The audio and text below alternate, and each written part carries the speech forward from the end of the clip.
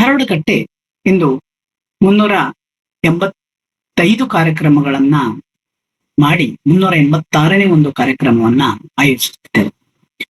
ಎಷ್ಟೊಂದು ಸುದೀರ್ಘವಾಗಿ ಇಷ್ಟು ಕಾರ್ಯಕ್ರಮಗಳ ನೆರವೇರಲು ಕಾರಣೀಕರ್ತ ಆದಂತಹ ಎಲ್ಲ ಕರ್ನಾಟಕದ ಸಾಹಿತ್ಯಾಸಕ್ತರಿಗೆ ತುಂಬ ಹೃದಯದ ಸ್ವಾಗತ. ಗಣ್ಯ ಮಹನೀಯರೇ, ಧಾರವಾಡ ಕಟ್ಟೆ ಧಾರವಾಡ ಮತ್ತು ಆದಿಕವಿ ಮಹಾಶ್ರೀ ಶ್ರೀ ವಾಲ್ಮೀಕಿ ವಿಶ್ವವಿದ್ಯಾಲಯ ರಾಯಚೂರು ಹಾಗೂ ಸಿವಿಜಿ ಪಬ್ಲಿಕೇಶನ್ ಬೆಂಗಳೂರು ಇವರ ಒಂದು ಸಹಯೋಗದಲ್ಲಿ ಧಾರವಾಡ ಕಟ್ಟೆ ಶೇಕ್ಸ್ಪಿಯರ್ ನಾಟಕಗಳ ಉಪನ್ಯಾಸ ಮಾಲಿಕೆಯನ್ನ ಆಯೋಜಿಸಿಕೊಂಡಿದೆ. ಇಲ್ಲಿಯವರೆಗೆ ಶೇಕ್ಸ್ಪಿಯರ್ನ ಎಲ್ಲ ನಾಟಕಗಳ ಮೇಲೆ 34 ಉಪನ್ಯಾಸಗಳು ಮಾಡಿ ಇಂದು 35ನೇ ಒಂದು ಉಪನ್ಯಾಸವನ್ನ ಧಾರವಾಡ ಕಟ್ಟೆ ಆಯೋಜಿಸುತ್ತಿದೆ. ಸಾಹಿತ್ಯಾಸಕ್ತರೆ, ಶೇಕ್ಸ್ಪಿಯರ್ನ ನಾಟಕಗಳ ಮೇಲೆ ಆಕ್ಸ್ಫರ್ಡ್ ಯೂನಿವರ್ಸಿಟಿಯ ನಂತರ ಸುದೀರ್ಘವಾಗಿ ಒಂದು ಉಪನ್ಯಾಸ ಮಾಲಿಕೆಯನ್ನ ಆಯೋಜಿಸಿಕೊಂಡಿರುವುದು ಧಾರವಾಡ ಕಟ್ಟೆ ಅಂತ ಹೇಳಬಹುದು. ಇಂದು ಶೇಕ್ಸ್ಪಿಯರ್ನ ಸಿಂಬಲಿನ್ ಎಂಬ ನಾಟಕದ ಕುರಿತು ವಿಷ್ಣುಮೂರ್ತಿ ಪ್ರಭು, ಇಂಗ್ಲಿಷ್ ಪ್ರಾಧ್ಯಾಪಕರು, ಸರ್ಕಾರಿ ಪ್ರಥಮ ದರ್ಜೆ ಕಾಲೇಜು, ತೆಂಕ ನಿಡಿಯೂರು, ಉಡುಪಿ ಇವರು ಸಿಂಬಲಿನ್ ಎಂಬ ವಿಷಯದ ಮೇಲೆ ತಮ್ಮ ಉಪನ್ಯಾಸವನ್ನ ಮಂಡಿಸಲಿದ್ದಾರೆ. ಅವರಿಗೆ ಧಾರವಾಡ ಕಟ್ಟೆಯ ಪರವಾಗಿ ತುಂಬ ಹೃದಯದ ಸ್ವಾಗತವನ್ನ ಬಯಸ್ತೇನೆ. ಸ್ವಾಗತ ಸರ್. ಧನ್ಯವಾದಗಳು. ಇದೇ ರೀತಿ ಕಾರ್ಯಕ್ರಮದಲ್ಲಿ ನೆರೆದಿರ್ತಕ್ಕಂತಹ ಎಲ್ಲ ಸಾಹಿತ್ಯಾಸಕ್ತರಿಗೆ, ಅಧ್ಯಾಪಕರುಗಳಿಗೆ ಮತ್ತು ನನ್ನ ಸ್ನೇಹಿತರಿಗೆ, ವಿದ್ಯಾರ್ಥಿಗಳಿಗೆ ಎಲ್ಲರಿಗೂ ಕೂಡ ತುಂಬ ಹೃದಯದ ಸ್ವಾಗತವನ್ನ ಬಯಸ್ತೇನೆ.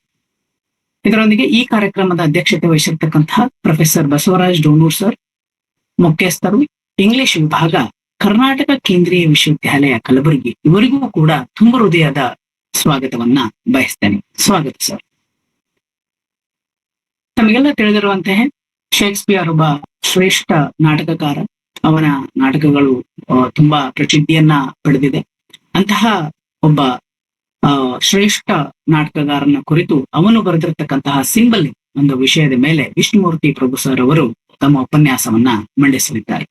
ವಿಷ್ಣುಮೂರ್ತಿ ಪ್ರಭು ಸರ್ ಅವರು ಇಂಗ್ಲಿಷ್ ಪ್ರಾಧ್ಯಾಪಕರಲ್ಲದೆ ಒಬ್ಬ ಲೇಖಕರಾಗಿಯೂ ತಮ್ಮ ಎಲ್ಲ ಜನಮನ್ನಣೆಯನ್ನ ಪಡೆದಿದ್ದಾರೆ. ಇದಲ್ಲದೆ ಅವರಿಗೆ ಶೇಕ್ಸ್ಪಿಯರ್ ಮತ್ತು ಇಂಗ್ಲಿಷ್ ಸಾಹಿತ್ಯದ ಮೇಲೆ ಎಲ್ಲಿಲ್ಲದ ಪ್ರೀತಿ. ಹಲವಾರು ಕಾನ್ಫರೆನ್ಸ್ಗಳಲ್ಲಿ, ಹಲವಾರು ಸಮ್ಮೇಳನಗಳಲ್ಲಿ ಭಾಗಿಯಾಗಿ ಅವರ ಪ್ರಬಂಧಗಳನ್ನ ಮಂಡಿಸಿದ್ದಾರೆ. ಈಗಾಗಲೇ ನಮ್ಮ ಧಾರವಾಡ ಕಟ್ಟೆಯಲ್ಲಿ 2-3 ಉಪನ್ಯಾಸಗಳನ್ನ ಅವರು ನೀಡಿದ್ದಾರೆ. ಸೊ ಅವರು ಇಂದು ಸಿಂಬಲಿನ್ ಎಂಬ ಶೇಕ್ಸ್ಪಿಯರ್ನ ನಾಟಕದ ಕುರಿತು ಮಾತನಾಡಲಿದ್ದಾರೆ. ಸರ್, ಸಮಯದ ಮಿತಿಯೊಳಗೆ ತಾವು ತಮ್ಮ ಒಂದು ಉಪನ್ಯಾಸವನ್ನ ಮಂಡಿಸಬೇಕೆಂದು ಸವಿನಯವಾಗಿ ತಮ್ಮಲ್ಲಿ ವಿನಂತಿಸಿಕೊಳ್ಳುತ್ತಾ ಈ ವೇದಿಕೆಯನ್ನ ತಮ್ಮ ಮಾತಿಗೆ ಬಿಟ್ಟುಕೊಡುತ್ತಿದ್ದೇನೆ. Please sir. ಸರ್, ಕೇಳ್ತಾ ಇದೆ ಸರ್? ಅನ್ಮ್ಯೂಟ್ ಮಾಡಿ. ಕೇಳ್ತಾ ಇದೆಯಲ್ಲ? ಹಾ, ಕೇಳ್ತಾ ಇದೆ. ಓಕೆ. ಮೊದಲನೇದಾಗಿ ನಾನು ಧಾರವಾಡ ಕಟ್ಟೆಗೆ ನನ್ನ ಕೃತಜ್ಞತೆಯನ್ನ ಸಲ್ಲಿಸ್ಲಿಕ್ಕೆ ಬಯಸ್ತೇನೆ. ನನಗೆ ಈ ಅವಕಾಶ ದೊರೆತದ್ದಲ್ಲದೆ ಇದುವರೆಗೆ ಹಲವಾರು ಜನ ಉತ್ತಮ ಸಾಹಿತಿಗಳು ಶೇಕ್ಸ್ಪಿಯರ್ನ ಮೇಲೆ ಮಾತನಾಡಿದ್ದನ್ನ ಕೇಳುವ ಅವಕಾಶ ಕೊಟ್ಟಿದ್ದಕ್ಕಾಗಿಯೂ ಕೂಡ ನಾನು ಧಾರವಾಡ ಕಟ್ಟೆಗೆ ಧನ್ಯವಾದವನ್ನು ಸಲ್ಲಿಸ್ಲಿಕ್ಕೆ ಬಯಸ್ತೇನೆ. ಹಾಗೂ ಎರಡನೇದಾಗಿ ಈ ಕಾರ್ಯಕ್ರಮವನ್ನ ಈಗ ನಿರ್ವಹಿಸ್ತಾ ಇರುವಂತಹ ಪ್ರಶಾಂತ್ ಸರ್ ಅವರಿಗೆ ಮತ್ತು ಈ ವೇದಿಕೆಯಲ್ಲಿ ಸಕ್ರಿಯರಾಗಿರುವಂತಹ ವಿಜಯಲಕ್ಷ್ಮಿ ಮೇಡಮ್, ಹಾಗೆ ಕಲಂದರ್ ಸರ್, ಹಾಗೆ ಇತರರಿಗೆ ಧನ್ಯವಾದಗಳನ್ನ ಸಲ್ಲಿಸ್ಲಿಕ್ಕೆ ಬಯಸ್ತಾ ಇದ್ದೇನೆ. ದಯವಿಟ್ಟು ಕ್ಷಮಿಸ್ಬೇಕು, ನನ್ನ ಗಂಟಲಿನ ಪರಿಸ್ಥಿತಿ ಅಷ್ಟು ಚೆನ್ನಾಗಿಲ್ಲ. ಬಟ್ ನನ್ನ ವಾಯ್ಸ್ ಕೇಳಿಸ್ತಾ ಇದೆ ಅಂತ ನಾನು ಭಾವಿಸ್ತೇನೆ. ಹಾಗೂ ಈ ಉಪನ್ಯಾಸದ ಉದ್ದಕ್ಕೂ ನಾನು ನನ್ನ ವಿಡಿಯೋವನ್ನ ನೀಡೋದಿಲ್ಲ. ವಿಡಿಯೋವನ್ನ ನಾನು ನನ್ನ ಧ್ವನಿ ನಿಮ್ಗೆ ಕೇಳಿಸ್ತದೆ ಅಂತ ನಾನು ಹೇಳ್ತಾ, ನನ್ನ ಈ ಉಪನ್ಯಾಸದಲ್ಲಿ ನಾನು ಮುಖ್ಯವಾಗಿ 3 ಕೆಲಸಗಳನ್ನ ಮಾಡ್ಬೇಕು ಅಂತ ಇದ್ದೀನಿ ನಾನು. ಮೊದಲನೇದಾಗಿ ಈ ಸಿಂಬಲಿನ್ ನಾಟಕವನ್ನ ಅರ್ಥ ಮಾಡ್ಕೊಳ್ಬೇಕಾದ್ರೆ ನಮ್ಗೆ ಇರ್ಬೇಕಾದಂತಹ ಹಿನ್ನೆಲೆಯ ಕುರಿತಾಗಿ ನಾನು ಮಾತಾಡ್ಲಿಕ್ಕೆ ಬಯಸ್ತೇನೆ. ಅದು ಒಂದು ರೀತಿಯಲ್ಲಿ ಶೇಕ್ಸ್ಪಿಯರ್ನ ಕಾಲದ ಒಂದು ಪರಿಸ್ಥಿತಿಗಳನ್ನ ಮತ್ತೆ ಆ ಕಾಲದ ಒಂದು ಸಂವೇದನೆಗಳನ್ನ ಅರ್ಥ ಮಾಡ್ಕೊಳ್ಳುವಂತಹ ಪ್ರಯತ್ನ. ಎರಡನೇದಾಗಿ ಈ ಸಿಂಬಲಿನ್ ನಾಟಕದ ವಸ್ತುವನ್ನ ನಾನು ತುಂಬಾ ಬ್ರೀಫ್ ಆಗಿ ನಿಮ್ಮ ಮುಂದೆ ಪ್ರಸ್ತುತಪಡಿಸ್ಲಿಕ್ಕೆ ಬಯಸ್ತೇನೆ. ಹಾಗೂ ಕೊನೆಯ ಭಾಗದಲ್ಲಿ ಆ ಶೇಕ್ಸ್ಪಿಯರ್ನ ಈ ಏನು ಮಹತ್ವ ಇದೆ ಅದನ್ನ ಆತನ ಸ್ಟೈಲ್ ಆಫ್ ರೈಟಿಂಗ್ ಏನಿದೆ, ಅದು ಯಾಕೆ ನಮ್ಗೆ ಬಹಳ ಮುಖ್ಯ ಆಗುತ್ತೆ ಅನ್ನುವಂಥದ್ದನ್ನ ಕೆಲವು ಉದಾಹರಣೆಗಳ ಮೂಲಕ ನಾನು ಮಾತನಾಡ್ಲಿಕ್ಕೆ ಅಥವಾ ಅದನ್ನ ತೋರ್ಪಡಿಸ್ಲಿಕ್ಕೆ ಬಯಸ್ತೇನೆ. ಹಾಗಾಗಿ ಹೆಚ್ಚು ಸಮಯವನ್ನ ತೆಗೆದುಕೊಳ್ಳದೆ ನಾವು ಈ ಕೆಲಸಕ್ಕೆ ತೊಡಗಬಹುದು ಅಂತ ಭಾವಿಸ್ತೇನೆ. 23 ಏಪ್ರಿಲ್ ಅಂದು ನಾವು ಶೇಕ್ಸ್ಪಿಯರ್ನ ಜನ್ಮ ದಿನಾಚರಣೆಯನ್ನ ಆಚರಿಸಿರುವಂತಹದ್ದು ಒಂದು ರೀತಿಯಲ್ಲಿ ಇವತ್ತಿನ ಈ ಲೆಕ್ಚರಿಗೆ ಒಂದು ಪ್ರೇರಣೆ ಅಂತಾನೂ ನಾನು ಭಾವಿಸ್ಕೊಳ್ತೇನೆ. ಮತ್ತೆ ಮೊದಲೇ ಹೇಳಿದ ಹಾಗೆ ನಾನು ಮಾಡ್ಬೇಕಾಗಿರುವಂತಹ ಮೊದಲನೇ ಕೆಲಸ ಏನಂತ ಹೇಳಿದ್ರೆ, ಸಿಂಬಲಿನ್ ಕುರಿತಾಗಿ ಅಥವಾ ಈ ಒಂದು ನಾಟಕವನ್ನ ಬರಿಬೇಕಾದ್ರೆ ಅದರ ಹಿನ್ನೆಲೆಯಲ್ಲಿ ಕೆಲಸ ಮಾಡಿರುವಂತಹ ಒಂದಷ್ಟು ವಿಷಯಗಳನ್ನ ನಾನು ನಿಮ್ಗೆ ತಿಳಿಸ್ಲಿಕ್ಕೆ ಬಯಸ್ತೇನೆ. ಅದು ಮುಖ್ಯವಾಗಿ ಹಿಸ್ಟೋರಿಕಲ್ ಆದಂತಹ ಒಂದು ಪರ್ಸ್ಪೆಕ್ಟಿವ್ ಅನ್ನ ನಿಮ್ಗೆ ಕೊಡ್ತದೆ ಅನ್ನುವಂಥದ್ದನ್ನ ತಿಳ್ಕೊಂಡಿದ್ದೇನೆ. ಸಾಮಾನ್ಯವಾಗಿ ನಾವು ಶೇಕ್ಸ್ಪಿಯರ್ನ ಬಗ್ಗೆ ಮಾತನಾಡ್ಬೇಕಾದ್ರೆ ಆತನ ಒಂದು ತುಂಬಾ ಕ್ರಿಯೇಟಿವ್ ಆಗಿರುವಂತಹ ತುಂಬಾ ಲಾಂಗ್ ಸ್ಪ್ಯಾನ್ ಆಫ್ ರೈಟಿಂಗ್ ಅನ್ನ 4 ಭಾಗಗಳಾಗಿ ವಿಂಗಡಿಸುವಂತದ್ದು ಒಂದು ಕ್ರಮ. ಅದರಲ್ಲಿ ಮೊದಲನೇ ಭಾಗ ಇರ್ಬೋದು ಅಥವಾ the period of great tragedies ಇರ್ಬೋದು. ಈ 4ನೇ ಕೊನೆಯ ಭಾಗದಲ್ಲಿ ನಾವು ಗುರುತಿಸುವಂತದ್ದು 4 ರೊಮಾನ್ಸಸ್ ಅಂತ. ಸೊ ಯಾವುದು ಈ ರೊಮಾನ್ಸಸ್ ಅಂತ ಹೇಳಿದ್ರೆ, ಒಂದು ವಿಂಟರ್ಸ್ ಟೇಲ್, ಎರಡನೇದಾಗಿ ಸಿಂಬಲಿನ್, ಮೂರನೇದಾಗಿ ಪೆರಿಕ್ಲಸ್ ಮತ್ತು 4ನೇದಾಗಿ ದ ಟೆಂಪೆಸ್ಟ್. ಮತ್ತೆ ಈ ಟೆಂಪೆಸ್ಟ್ ನ ಬಗ್ಗೆ ಇತ್ತೀಚೆಗೆ ನಾವು ಇದರ ಬಗ್ಗೆ ಕೇಳ್ಕೊಂಡಿದ್ದೀವಿ. ಸೊ ಈ ರೊಮಾನ್ಸಸ್ ಅಂತ ಹೇಳಿದ್ರೆ ಇದಕ್ಕೆ ನಾವು ಇವತ್ತು ಏನು ಅರ್ಥವನ್ನು ಕೊಡ್ತೇವೆ ಆ ಅರ್ಥ ಅಲ್ಲ. ಮುಖ್ಯವಾಗಿ ರೊಮಾನ್ಸಸ್ ಅಂತ ಹೇಳಿದ್ರೆ ಒಂದು ಮಿಡೈವಲಿಸಮ್ ನ ಒಂದು ಮಧ್ಯಕಾಲೀನತೆಯ ಒಂದು ಫೀಚರ್ ಅನ್ನ ಹೊಂದಿರುವಂತಹದ್ದು. ಅಲ್ಲಿಯ ಹೀರೋಸ್ ಅವರ ಹಿರಾಯಿಕ್ ಆದಂತಹ ಕೆಲಸಗಳು, ಫೇರ್ ಪ್ರಿನ್ಸೆಸಸ್ ಆ ಪ್ರಿನ್ಸೆಸ್ ಅನ್ನ ಒಲಿಸಿಕೊಳ್ಳುವಲ್ಲಿ ಮಾಡುವಂತಹ ಪ್ರಯತ್ನ, ಅಲ್ಲಿ ಇರುವಂತಹ ಟ್ರಿಬ್ಯುಲೇಷನ್ಸ್, ಇದನ್ನ ಕಥಾವಸ್ತುವಾಗಿ ಹೊಂದಿರುವಂತಹ ನಾಟಕಗಳನ್ನ ನಾವು ರೊಮಾನ್ಸಸ್ ಅಂತ ಸಾಮಾನ್ಯವಾಗಿ ಗುರುತಿಸ್ತೇವೆ. ಮತ್ತೆ ಈ 4 ನಾಟಕಗಳನ್ನು ಕೂಡ ಒಂದು ರೀತಿಯಲ್ಲಿ ಒಂದು ಮಿಕ್ಸ್ಡ್ ಜಾನರ್ ಪ್ಲೇಸ್ ಅಂತ ಆಲ್ರೆಡಿ ವಿಮರ್ಶಕರು ಅದನ್ನ ಗುರುತಿಸಿದ್ದಾರೆ. ಈ ಪೆರಿಕ್ಲಸ್ ಇರ್ಬೋದು, ವಿಂಟರ್ಸ್ ಟೇಲ್ ಇರ್ಬೋದು, ಟೆಂಪೆಸ್ಟ್ ಇರ್ಬೋದು, ಸಿಂಬಲಿನ್ ಇರ್ಬೋದು. ಇದರಲ್ಲಿ ನಮ್ಗೆ ಒಂದಷ್ಟು ಕ್ಲಾಸಿಕಲ್ ಆದಂತಹ ಅಭಿಜಾತ ಸಾಹಿತ್ಯದ ಒಂದಷ್ಟು ಎಲಿಮೆಂಟ್ಸ್ ಗಳು ನಮ್ಗೆ ಕಾಣ್ಲಿಕ್ಕೆ ಸಿಗ್ತವೆ. ಒಂದಷ್ಟು ಮ್ಯಾಜಿಕ್ ಅಥವಾ ಈ ತರಹದ ಸೂಪರ್ ನ್ಯಾಚುರಲ್ ನ ಫೀಚರ್ಸ್ ಕೂಡ ನಮ್ಗೆ ಕಾಣ್ಲಿಕ್ಕೆ ಸಿಗ್ತದೆ. ಟೆಂಪೆಸ್ಟ್ ನಲ್ಲಿ ನಾವು ಅದನ್ನ ಆಲ್ರೆಡಿ ಗಮನಿಸಿದ್ದೇವೆ. ಮತ್ತೆ ಟ್ರಾವೆಲ್ ಅನ್ನುವಂಥದ್ದು ಈಗ ನೀವು ಗಮನಿಸ್ತೀರಿ, ಟೆಂಪೆಸ್ಟ್ ನಲ್ಲಿ ಹೇಗೆ ಅವರು ಒಂದು ಶಿಪ್ ರೆಕ್ಕಾಗಿ ಒಂದು ಹೊಸ ಐಲ್ಯಾಂಡಿಗೆ ಬಂದು ಬಿಡ್ತಾರೆ, ಅಥವಾ ಈ ಸಿಂಬಲಿನ್ ನಲ್ಲಿಯೂ ಕೂಡ ನಾವು ಗಮನಿಸ್ತೇವೆ ಹೇಗೆ ಒಂದು ಪ್ಲೇಸ್ ಇಂದ ಇನ್ನೊಂದು ಪ್ಲೇಸ್ಗೆ ಹೋಗ್ಬೇಕಾಗ್ತದೆ, ಪಾಸ್ಟ್ಯುಮಸ್ ಆಗ್ಬೋದು ಅಥವಾ ಇಮೋಜನ್ ಆಗಿರ್ಬೋದು. ಸೊ ಟ್ರಾವೆಲ್ ಅನ್ನುವಂಥದ್ದು ಬಹಳ ಮುಖ್ಯವಾದಂತಹ ಒಂದು ಮೋಟಿವ್ ಆಗಿ ನಮ್ಗೆ ಈ 4 ಮಿಕ್ಸ್ಡ್ ಜಾನರ್ ಪ್ಲೇಗಳಲ್ಲಿ, ನಾಟಕಗಳಲ್ಲಿ ಕಂಡು ಬರ್ತದೆ. ಬಹಳ ಮುಖ್ಯವಾಗಿ ಈ ನಾಟಕಗಳು ಒಂದು ದೀರ್ಘ ಪರಂಪರೆಗೆ ಕೊಂಡಿಯಾಗಿರುವಂತಹ ಕಥೆಗಳನ್ನ ಹಿಡ್ಕೊಂಡು ಹಣದಿರುವಂತಹ ನಾಟಕಗಳು. ಬಹುಶಃ ನಾನು ಇಷ್ಟು ಈಗ ಮಾತನಾಡುವಾಗ ಕೂಡ ನಿಮ್ಗೆ ಇದು ಕಥೆಗೆ ಯಾವುದೇ ರೀತಿಯಲ್ಲಿ ಲಿಂಕ್ ಆಗಿಲ್ಲಲ್ಲ ಅಂತ ಅನ್ನಿಸ್ಬಹುದು. ಕಥೆಗೆ ಖಂಡಿತವಾಗಿ ನಾನು ಬರ್ತೇನೆ, ಆದ್ರೆ ಅದ್ರ ಹಿನ್ನೆಲೆಯಲ್ಲಿ ನಾನು ಮಾತನಾಡ್ಲಿಕ್ಕೆ ಬಯಸಿರುವಂತದ್ದು ಮೊದಲನೆಯ ನನ್ನ ಮುಖ್ಯವಾದಂತಹ ಪಾಯಿಂಟ್ ಏನಂತ ಹೇಳಿದ್ರೆ, ಶೇಕ್ಸ್ಪಿಯರ್ನ ಕ್ರಿಯೇಟಿವ್ ಆದಂತಹ ಜೀನಿಯಸ್, ಅದರ 4ನೇ ಹಂತದ ಅವನ ರೈಟಿಂಗ್ಸ್ ನಲ್ಲಿ ನಾವು ಗುರುತಿಸುವಂತಹ ಈ 4 ಪ್ಲೇಗಳು ಬಹಳ ಮುಖ್ಯವಾಗಿ ರೊಮಾನ್ಸಸ್ ಅಂತ ಕರೆಸಲ್ಪಡುವಂತಹ ಈ ನಾಟಕಗಳು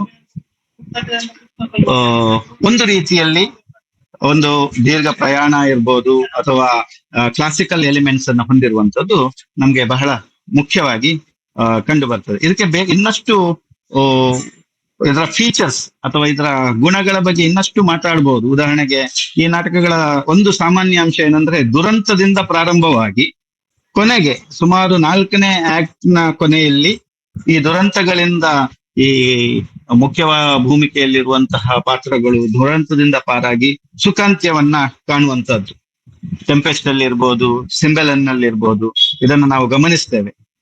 ಈ ಪ್ರೀತಿ, ನಂಬಿಕೆ ಇಂತಹ ಮೌಲ್ಯಗಳ ಒಂದು ಟೆಸ್ಟ್, ಒಂದು ಪರೀಕ್ಷೆ ನಡೆದು ಕೊನೆಯಲ್ಲಿ ಇದರಲ್ಲಿ ನಾವು ಒಂದು ರಿಕನ್ಸಿಲಿಯೇಷನ್ ಅನ್ನ ಕಾಣುವಂತದ್ದು. ಅಂದ್ರೆ ನಾವು ನಂಬಿದಂತಹ ನೈತಿಕ ತತ್ವಗಳೇನಿದೆ ಅದರಲ್ಲಿ ಮತ್ತೆ ನಮ್ಗೆ ಬಲ ಬರುವಂತಹ ಅಥವಾ ರಿಅಶ್ಯೂರೆನ್ಸ್ ಆಗುವಂತ, ಇಲ್ಲ ನಾವು ನಂಬಿರುವಂತಹ ತತ್ವಗಳು ನಿಜವಾಗಿಯೂ ಸರಿಯಾಗಿರುವಂತದ್ದು ಮತ್ತೆ ನಮ್ಮನ್ನ ಮುನ್ನಡೆಸುವಂತಹ ತತ್ವಗಳು ಅನ್ನುವಂತಹ ಒಂದು ಮಾರಲ್ ರಿಅಶ್ಯೂರೆನ್ಸ್ ಸಿಗುವಂತಹದ್ದು. ಮತ್ತೆ ಇದಕ್ಕೆ ಮುಖ್ಯವಾಗಿ ಅಲ್ಲಿರುವಂತಹ ನಾಟಕಗಳಲ್ಲಿ ಇರುವಂತಹ ಪಾತ್ರಗಳಲ್ಲಿ ಕಂಡು ಬರುವಂತಹ ಒಂದು ಕ್ಷಮಾಗುಣ ಅಥವಾ ತಪ್ಪು ಮಾಡಿದವರಲ್ಲಿ ಕಂಡು ಬರುವಂತಹ ಪಶ್ಚಾತ್ತಾಪದ ಗುಣ, ರಿಪೆಂಟೆನ್ಸ್ ಅಂಡ್ ಫಾರ್ಗಿವ್ನೆಸ್ ಅನ್ನುವಂಥದ್ದು.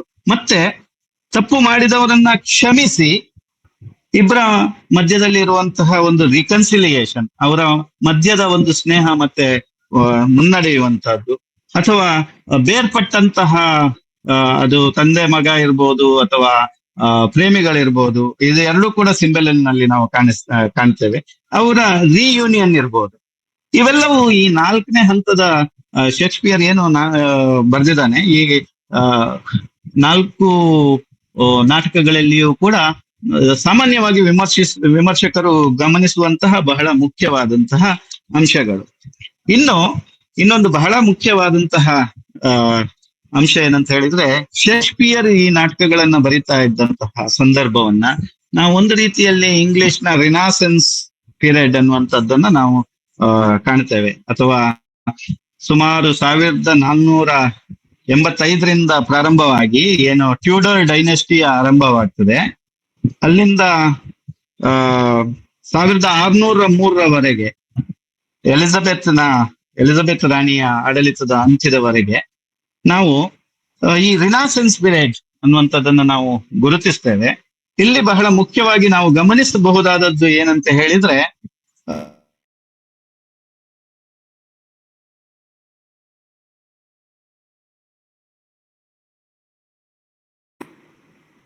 ಸರ್ ತಮ್ಮ ಧ್ವನಿ ಕೇಳ್ತಾ ಇಲ್ಲ ಸರ್.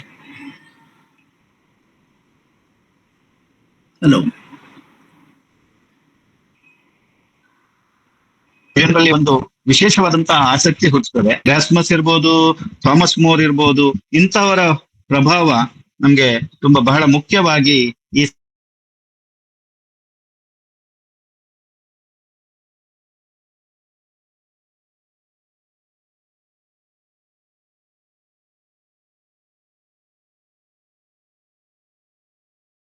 ಫ್ರಾನ್ಸಿಸ್ ಡ್ರೇಕ್ ಮತ್ತೆ ವಾಲ್ಟರ್ ರೆಲಿಗ್ ಅವರ ಒಂದು ಎಕ್ಸ್ಪ್ಲೋರೇಷನ್.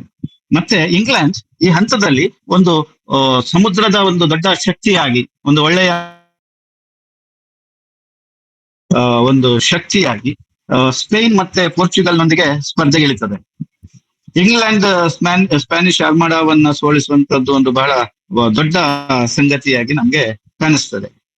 ಈ ಎಲ್ಲಾ ಅಂಶಗಳನ್ನ ಗಮನದಲ್ಲಿ ಇಟ್ಟುಕೊಂಡ್ರೆ 1609ರಲ್ಲಿ ರಚಿಸಲ್ಪಟ್ಟಂತಹ ಈ ಸಿಂಬೆಲಿನ್ ರಿನಾಸೆನ್ಸ್ ಇಂಗ್ಲೆಂಡ್ ನಲ್ಲಿ ಆಗತಾನೆ ಆಗ್ತಾ ಇರುವಂತಹ ಒಂದು ಹೊಸ ರೀತಿಯ ಒಂದು ಚಿಂತನೆಗಳು ಅಥವಾ ಪುನರುಜ್ಜೀವನ, ಇಂಗ್ಲೆಂಡ್ ನ ಒಂದು ಹೊಸ ಆವೃತ್ತಿ ಅಂತ ನಾವು ಏನ್ ಕರಿತೇವೆ, ಇದಕ್ಕೆ ಬಹಳ ಮುಖ್ಯವಾದಂತಹ ಒಂದು ಪೀಠಿಕೆಯ ರೀತಿಯಲ್ಲಿ ನಮ್ಗೆ ಕಾಣಿಸ್ತದೆ.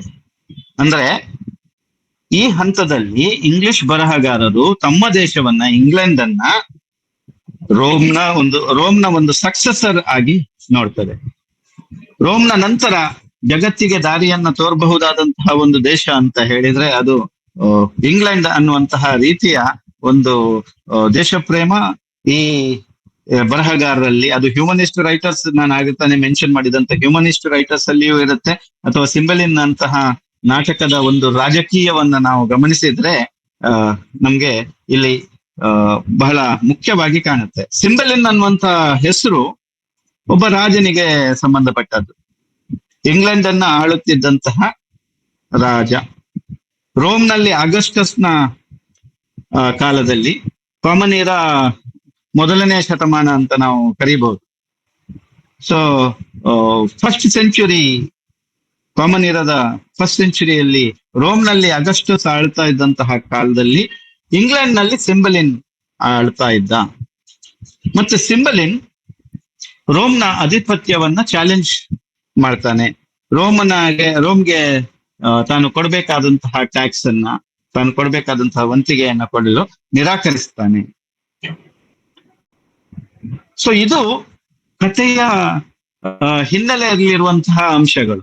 ಸೊ ಶೇಕ್ಸ್ಪಿಯರ್ ಏನ್ ಮಾಡ್ತಾ ಇದ್ದಾನೆ ಅಂತ ಹೇಳಿದ್ರೆ, ರಿನಾಸೆನ್ಸ್ ಇಂಗ್ಲೆಂಡ್ ಅನ್ನ ರೋಮ್ನ ಒಂದು ರೋಮ್ನ ನಂತರದ, ರೋಮ್ನ ಸಕ್ಸಸರ್ ಆಗಿ ಈಗ ತಾನೇ ಪ್ರವರ್ಧಮಾನಕ್ಕೆ ಬರ್ತಾ ಇರುವಂತಹ ಇಂಗ್ಲೆಂಡ್ ಅನ್ನ ಬಿಂಬಿಸ್ಲಿಕ್ಕೆ ಬಳಸ್ಕೊಳ್ತಾ ಇರುವಂತಹ ಒಂದು ಕತೆ ಬಹಳ ಹಿಂದಿನದ್ದು, ಅಥವಾ ಇದನ್ನ ನಾವು ಮಿತ್ ಅಂತಾನೂ ಕೂಡ ಕರಿಬಹುದು.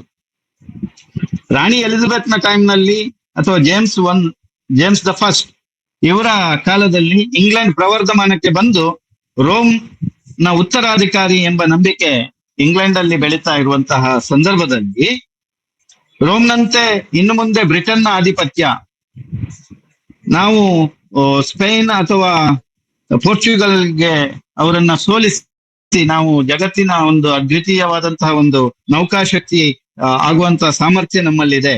ಇಂಪೀರಿಯಲ್ ರೋಮ್ ಹೇಗೆ ಎಕ್ಸ್ಪಾನ್ಷನ್ ಅನ್ನು ಹೊಂದಿತ್ತೋ ಅದೇ ರೀತಿ ಇಂಗ್ಲೆಂಡ್ ಕೂಡ ಒಂದು ಜಗತ್ತಿನ ಒಂದು ದೈತ್ಯ ಶಕ್ತಿ ಆಗ್ತದೆ ಅನ್ನುವಂತಹ ಒಂದು ಭರವಸೆ ಆಗಿನ ಕಾಲದ ರೈಟರ್ಸ್ ಅಲ್ಲಿ ಸೂಕ್ಷ್ಮವಾಗಿ ಕಂಡು ಬಂದು ಅದು ಬೇರೆ ಬೇರೆ ರೀತಿಯಲ್ಲಿ ಕೆಲಸ ಮಾಡ್ತದೆ. ಅಂದ್ರೆ ಬ್ರಿಟನ್ ರೋಮ್ನ ಔನ್ನತ್ಯವನ್ನ, ರೋಮನ್ನ ಕೇವಲ ವಿರೋಧಿಸುವುದಲ್ಲ. ಈ ನಾಟಕದಲ್ಲಿ ನಾವು ಏನ್ ನೋಡ್ತೀವಿ ಅಂತ ಹೇಳಿದ್ರೆ, ಸಿಂಬಲಿನ್ ಅನ್ನುವಂತಹ ರಾಜ ರೋಮ್ನ ಏನು ಒಂದು ಚಕ್ರಾಧಿಪತ್ಯವನ್ನ ಅಥವಾ ಅದಕ್ಕೆ ಕೊಡ್ಬೇಕಾದಂತ ಟ್ಯಾಕ್ಸ್ ಅನ್ನು ಕೊಡ್ಲಿಕ್ಕೆ ಒಪ್ಪೋದಿಲ್ಲ ಅನ್ನುವಂತಹದ್ದು ಕಂಡು ಬರ್ತದೆ. ಅದು ಮಾತ್ರ ಅಲ್ಲ, ರೋಮ್ಗೆ ಏನು ಔನ್ನತ್ಯ ಇದೆ ಆ ಔನ್ನತ್ಯವನ್ನು ಕೂಡ ಬ್ರಿಟಿಷ್ ಅಥವಾ ಗ್ರೇಟ್ ಬ್ರಿಟನ್ ಅಥವಾ ಬ್ರಿಟನ್ ಪಡಿಲಿಕ್ಕೆ ಸಾಧ್ಯ ಇದೆ ಅನ್ನುವಂತಹದನ್ನ ಕೂಡ ಸೂಚ್ಯವಾಗಿ ತಿಳಿಸುವಂತಹ ಒಂದು ಕೆಲಸವನ್ನ ಈ ನಾಟಕದ ಮೂಲಕ ಮಾಡ್ತಾರೆ. ರಿನಾಸೆನ್ಸ್ ಕಾಲದ ಇತಿಹಾಸಕಾರರು, ಇದೇ ಸಂದರ್ಭದಲ್ಲಿರುವಂತಹ ಇಂಗ್ಲೆಂಡಿನ ಇತಿಹಾಸಕಾರರು ಬ್ರಿಟನ್ನ ಇತಿಹಾಸವನ್ನ ರೋಮ್ನ ಇತಿಹಾಸದೊಂದಿಗೆ ಬೆಸೆದದ್ದು ಕೂಡ ಇನ್ನೊಂದು ಬಹಳ ಮುಖ್ಯವಾದಂತಹ ಈ ಕಾಲದ ಒಂದು ಅಂಶ. ಇಲ್ಲಿಯ ಇತಿಹಾಸಕಾರರು, ಬ್ರಿಟನ್ನ ಇತಿಹಾಸಕಾರರು ಇಂಗ್ಲೆಂಡಿನ ಇತಿಹಾಸವನ್ನ ರೋಮ್ನ ಇತಿಹಾಸದೊಂದಿಗೆ ಬೆಸೆದದ್ದು. ಅದಕ್ಕೆ ಒಂದು ಒಳ್ಳೆಯ ಉದಾಹರಣೆ ಅಂದ್ರೆ ಜೆಫ್ರಿ ಆಫ್ ಮೆನ್ಮೌತ್ ಅನ್ನುವಂಥವ್ರು ಬರೆದಿರುವಂತಹ ಹಿಸ್ಟೋರಿಯಾ ರೆಗಮ್ ಬ್ರಿಟನಿಯೆ ಅನ್ನುವಂಥದ್ದು. ಹಿಸ್ಟೋರಿಯಾ ರೆಗಮ್ ಬ್ರಿಟನಿಯೆ ಅನ್ನುವಂಥದ್ದು ಅಂದ್ರೆ ಬ್ರಿಟನ್ ಅನ್ನು ಟ್ರಾಯ್ನ ದೊರೆ ಬ್ರೂಟಸ್ ಕಟ್ಟಿದ ಅನ್ನುವಂತ ಕತೆ. ಬ್ರಿಟನ್ ಅನ್ನುವಂತ ಹೆಸರು ಹೇಗೆ ಬಂತು ಅಂತ ಹೇಳಿದ್ರೆ, ಟ್ರಾಯ್ನ ದೊರೆ ಬ್ರೂಟಸ್ ಅನ್ನುವಂತಹ ಒಬ್ಬ ವ್ಯಕ್ತಿ ಬ್ರಿಟನ್ ಅನ್ನು ಕಟ್ಟಿದ್ದು ಅನ್ನುವಂತ, ಅಂದ್ರೆ ಬ್ರಿಟನ್ಗೆ ಅಂತಹ ಒಂದು ಪ್ರಾಚೀನ ಇತಿಹಾಸ ಇದೆ ಅನ್ನುವಂತಹ ಒಂದು ಪ್ರಯತ್ನವನ್ನ ಜೆಫ್ರಿ ಆಫ್ ಮನ್ಮೌತ್ ತನ್ನ ಕೃತಿಯಲ್ಲಿ ಮಾಡಿರುವಂತಹದ್ದು ನಾವು ಗಮನಿಸ್ತೇವೆ. ಮತ್ತೆ ಇನ್ನೊಂದು ಇಲ್ಲಿ ಬಹಳ ಒಂದು ಆಸಕ್ತಿಕರವಾದಂತಹ ವಿಷಯ ಏನು ಅಂತ ಹೇಳಿದ್ರೆ, ನಾವು ಈ ಹಿಂದಿನ ಬಹಳಷ್ಟು ಲೆಕ್ಚರ್ಸ್ ಗಳಲ್ಲಿ ನಾವು ಏನು ಗಮನಿಸಿದ್ದೇವೆ ಅಂದ್ರೆ, ಶೇಕ್ಸ್ಪಿಯರ್ ತನ್ನ ನಾಟಕಗಳಿಗೆ ಆಲ್ರೆಡಿ ಇದ್ದಂತಹ ಕಥೆಗಳು, ಆಲ್ರೆಡಿ ಮಿತ್ಗಳಲ್ಲಿ ಪುರಾಣಗಳಲ್ಲಿ ಇದ್ದಂತಹ ಕಥೆಗಳು, ಅಥವಾ ಬಹಳ ಮುಖ್ಯವಾಗಿ ಆತನ ಸೋರ್ಸ್ ಹೋಲಿನ್ಶೆಡ್ಸ್ ಕ್ರಾನಿಕಲ್ಸ್ ಅನ್ನುವಂಥದ್ದು. ಈ ಹೋಲಿನ್ಶೆಡ್ಸ್ ಕ್ರಾನಿಕಲ್ ನಿಂದ ಬೇರೆ ಬೇರೆ ಮಿಡೈವಲ್ ಇತಿಹಾಸಕ್ಕೆ, ಮಧ್ಯಕಾಲೀನ ಇತಿಹಾಸಕ್ಕೆ ಸಂಬಂಧಪಟ್ಟಂತಹ ಕಥೆಗಳನ್ನ ಅಥವಾ ಅದಕ್ಕಿಂತಲೂ ಹಿಂದಿನ ಕಥೆಗಳನ್ನ, ಪುರಾಣದ ಕೆಲವು ಕಥೆಗಳನ್ನ ಶೇಕ್ಸ್ಪಿಯರ್ ತಗೊಂಡಿದ್ದ. ಇಲ್ಲಿ ಗಮನಿಸಬೇಕಾದಂತಹ ವಿಷಯ ಏನಂತ ಹೇಳಿದ್ರೆ, ಹೋಲಿನ್ಶೆಡ್ ಕೂಡ ಜೆಫ್ರಿ ಆಫ್ ಮನ್ಮೌತ್ನ ಹಿಸ್ಟೋರಿಯಾ ರೆಗಮ್ ಬ್ರಿಟನಿಯೆ ಅನ್ನುವಂತಹ ಪುಸ್ತಕಗಳಿಂದ ಕೆಲವು ಕಥೆಗಳನ್ನ ಆರಿಸಿಕೊಂಡಿದ್ದ, ಅದನ್ನ ಆಯ್ಕೆ ಮಾಡ್ಕೊಂಡಿದ್ದ, ತಗೊಂಡಿಕೊಂಡಿದ್ದ ಅನ್ನುವಂಥದ್ದು ಬಹಳ ಬಹಳ ಮುಖ್ಯವಾದಂತಹ ಒಂದು ವಿಷಯವಾಗಿ ಇಲ್ಲಿ ನಮ್ಗೆ ಈ ಹಿನ್ನೆಲೆಯಲ್ಲಿ ಕಾಣ್ತದೆ. ಹಾಗಾದ್ರೆ ನಾವು ಇನ್ನೂ ಕೂಡ ಸಿಂಬಲಿನ್ ಅನ್ನುವಂತಹ ಕಥೆಯ ಬಗ್ಗೆ ನಾವು ಗಮನಿಸಲಿಲ್ಲ. ಆದ್ರೆ ನಮಗೆ ಬಹಳ ಮುಖ್ಯವಾಗಿ ಗೊತ್ತಾಗ್ತದೆ ಏನಂತ ಹೇಳಿದ್ರೆ, ಸಿಂಬಲಿನ್ ಅನ್ನುವಂತಹದ್ದು ಪ್ರಾಚೀನ ಕಾಲದಲ್ಲಿ, ಅಂದ್ರೆ ಅಗಸ್ಟಸ್ ಅನ್ನುವಂತಹ ಒಬ್ಬ ದೊರೆ ಏನು ರೋಮ್ ನಲ್ಲಿ ಆಳ್ತಾ ಇರುವಂತಹ ಸಂದರ್ಭದಲ್ಲಿ ಸಿಂಬಲಿನ್ ಅನ್ನುವಂತಹ ಒಬ್ಬ ದೊರೆ ಬ್ರಿಟನ್ ನಲ್ಲಿ ಆಳ್ತಾ ಇದ್ದ ಅನ್ನುವಂತಹ ಒಂದು ಬಹಳ ಮುಖ್ಯವಾದಂತಹ ವಿಷಯ ನಮ್ಗೆ ಗೊತ್ತಾಗ್ತದೆ. ಅಷ್ಟೇ ಅಲ್ಲ, ಸಿಂಬಲಿನ್ ರೋಮ್ನ ಔನ್ನತ್ಯವನ್ನ ಅಥವಾ ರೋಮ್ನ ಚಕ್ರಾಧಿಪತ್ಯವನ್ನ ಚಾಲೆಂಜ್ ಮಾಡ್ತಾನೆ, ಅದಕ್ಕೆ ಸವಾಲು ಒಡ್ಡುತ್ತಾನೆ ಅನ್ನುವಂತ ಒಂದು ವಿಷಯ ನಮ್ಗೆ ಇಲ್ಲಿ ಗೊತ್ತಾಗುತ್ತೆ. ಆದ್ರೆ ಗಮನಿಸಬೇಕಾದಂತ ವಿಷಯ, ಈ ಸಿಂಬಲಿನ್ ನಾಟಕದಲ್ಲಿ ಸಿಂಬಲಿನ್ ಈ ನಾಟಕದ ಪ್ರೊಟ್ಯಾಗನಿಸ್ಟ್ ಅಲ್ಲ. ಸಿಂಬಲಿನ್ ಈ ನಾಟಕದ ಹೀರೋ, ನಾವೇನು ಹೀರೋ ಅನ್ನುವಂತ ಪದವನ್ನು ಬಳಸ್ತೇವೆ, ಅದು ಸಿಂಬಲಿನ್ ಅಲ್ಲ. ಸಿಂಬಲಿನ್ ನಾಟಕದಲ್ಲಿ ಮುಖ್ಯ ಭೂಮಿಕೆಯಲ್ಲಿರುವಂತಹ ವ್ಯಕ್ತಿಗಳು ಬೇರೆ, ಆದ್ರೆ ಹೆಸರು, ನಾಟಕದ ಟೈಟಲ್ ಸಿಂಬಲಿನ್ ಅಂತ ನೀಡಿರುವಂತದ್ದು. ಇದು ಕೂಡ ಒಂದು ಟ್ಯಾಕ್ಟಿಕಲಿ ನಾವು ಇಷ್ಟರವರೆಗೆ ಏನು ವಿಷಯಗಳನ್ನ ಮಾತಾಡಿದ್ದೇವೆ, ಬ್ರಿಟನ್ ಅನ್ನ ಒಂದು ರೋಮ್ನ ಔನ್ನತ್ಯಕ್ಕೆ ಸರಿಸಾಟಿಯಾಗಿ ಬೆಳೆಯಬಹುದಾದಂತ ಒಂದು ದೇಶ, ಮತ್ತೆ ಬ್ರಿಟನ್ ನಲ್ಲಿ ಒಂದು ಹೊಸ ಪ್ರಜ್ಞೆ, ಒಂದು ಹೊಸ ಪುನರುಜ್ಜೀವನ ಸಾಧ್ಯ ಆಗ್ತಾ ಇದೆ ಅನ್ನುವಂಥದ್ದನ್ನು ಸೂಚಿಸ್ಲಿಕ್ಕೋಸ್ಕರ ಬಳಸಿರುವ ಸಾಧ್ಯತೆಗಳು ಕೂಡ ಇದೆ. ಇದಿಷ್ಟು ವಿಷಯಗಳನ್ನು ನಾವು ಹಿನ್ನೆಲೆಯಲ್ಲಿಟ್ಟು ಗಮನಿಸಿದಾಗ ನಮ್ಗೆ ಸಿಂಬಲಿನ್ ನ ಕಥೆಗೆ ನಾವು ಈಗ ಬಹುಶಃ ತೊಡಗಬಹುದು ಅಂತ ಅನಿಸ್ತದೆ. ಸಿಂಬಲಿನ್ ರಾಜನ ಮಗಳು ಇಮೋಜನ್ ಅನ್ನುವಂಥವಳು ಪಾಸ್ಟುಮಸ್ ಅನ್ನುವಂತಹ ಒಬ್ಬ ವ್ಯಕ್ತಿಯನ್ನ ಮದುವೆ ಆಗ್ತಾಳೆ. ಆದ್ರೆ ಈ ವಿಷಯ ತಿಳಿದಾಗ ಸಿಂಬಲಿನ್ ತುಂಬಾ ವ್ಯಗ್ರನಾಗ್ತಾನೆ ಮತ್ತು ಪಾಸ್ಟುಮಸ್ ಅನ್ನ ಇಂಗ್ಲೆಂಡಿನಿಂದ ರೋಮ್ಗೆ ಉಚ್ಚಾಟಿಸ್ತಾನೆ. ಮತ್ತೆ ಪಾಸ್ಟುಮಸ್ ರೋಮ್ಗೆ ಹೋಗುತ್ತಾನೆ.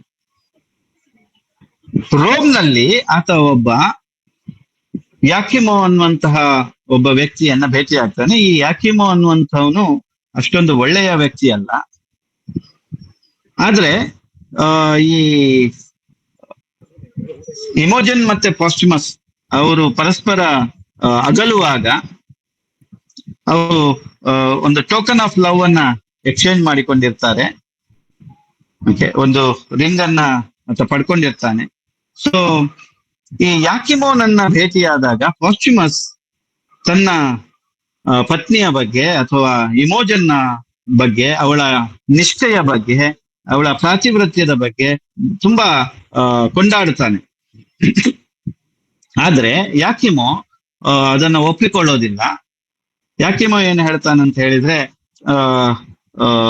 ನಾನು ಕೂಡ ಇಮೋಜನ್ಗಳನ್ನ ಒಲಿಸ್ಕೊಳ್ಳಿಕ್ಕೆ ಸಾಧ್ಯ ಇದೆ ಅನ್ನುವಂತ ಒಂದು ಪಣವನ್ನ ತೊಡ್ತಾನೆ.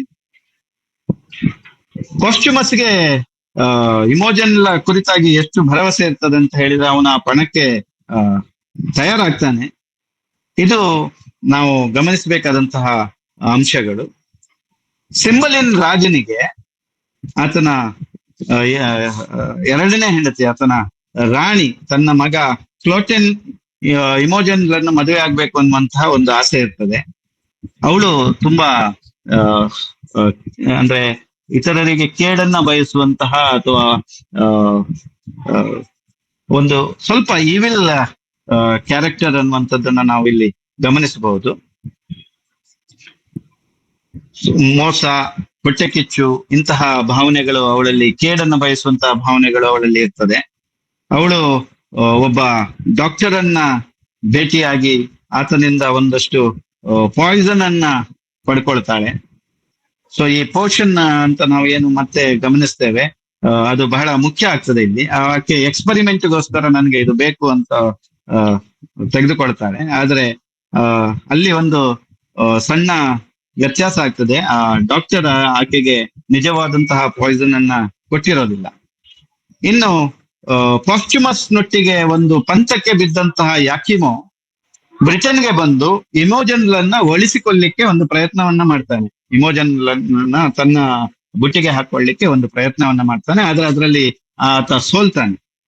ಯಾಕಂದ್ರೆ ಆಕೆಯ ನಿಷ್ಠೆ ತನ್ನ ಪ್ರೀತಿಯ ಮೇಲೆ ಮತ್ತೆ ಮುಂದೊಂದು ದಿನ ಪಾಸ್ಟುಮಸ್ ಅನ್ನ ತಾನು ಗಳಿಸ್ತೇನೆ ಅನ್ನುವಂತಹ ಒಂದು ಭರವಸೆ, ಇವೆಲ್ಲವೂ ಆಕೆಯಲ್ಲಿ ಇರ್ತದೆ.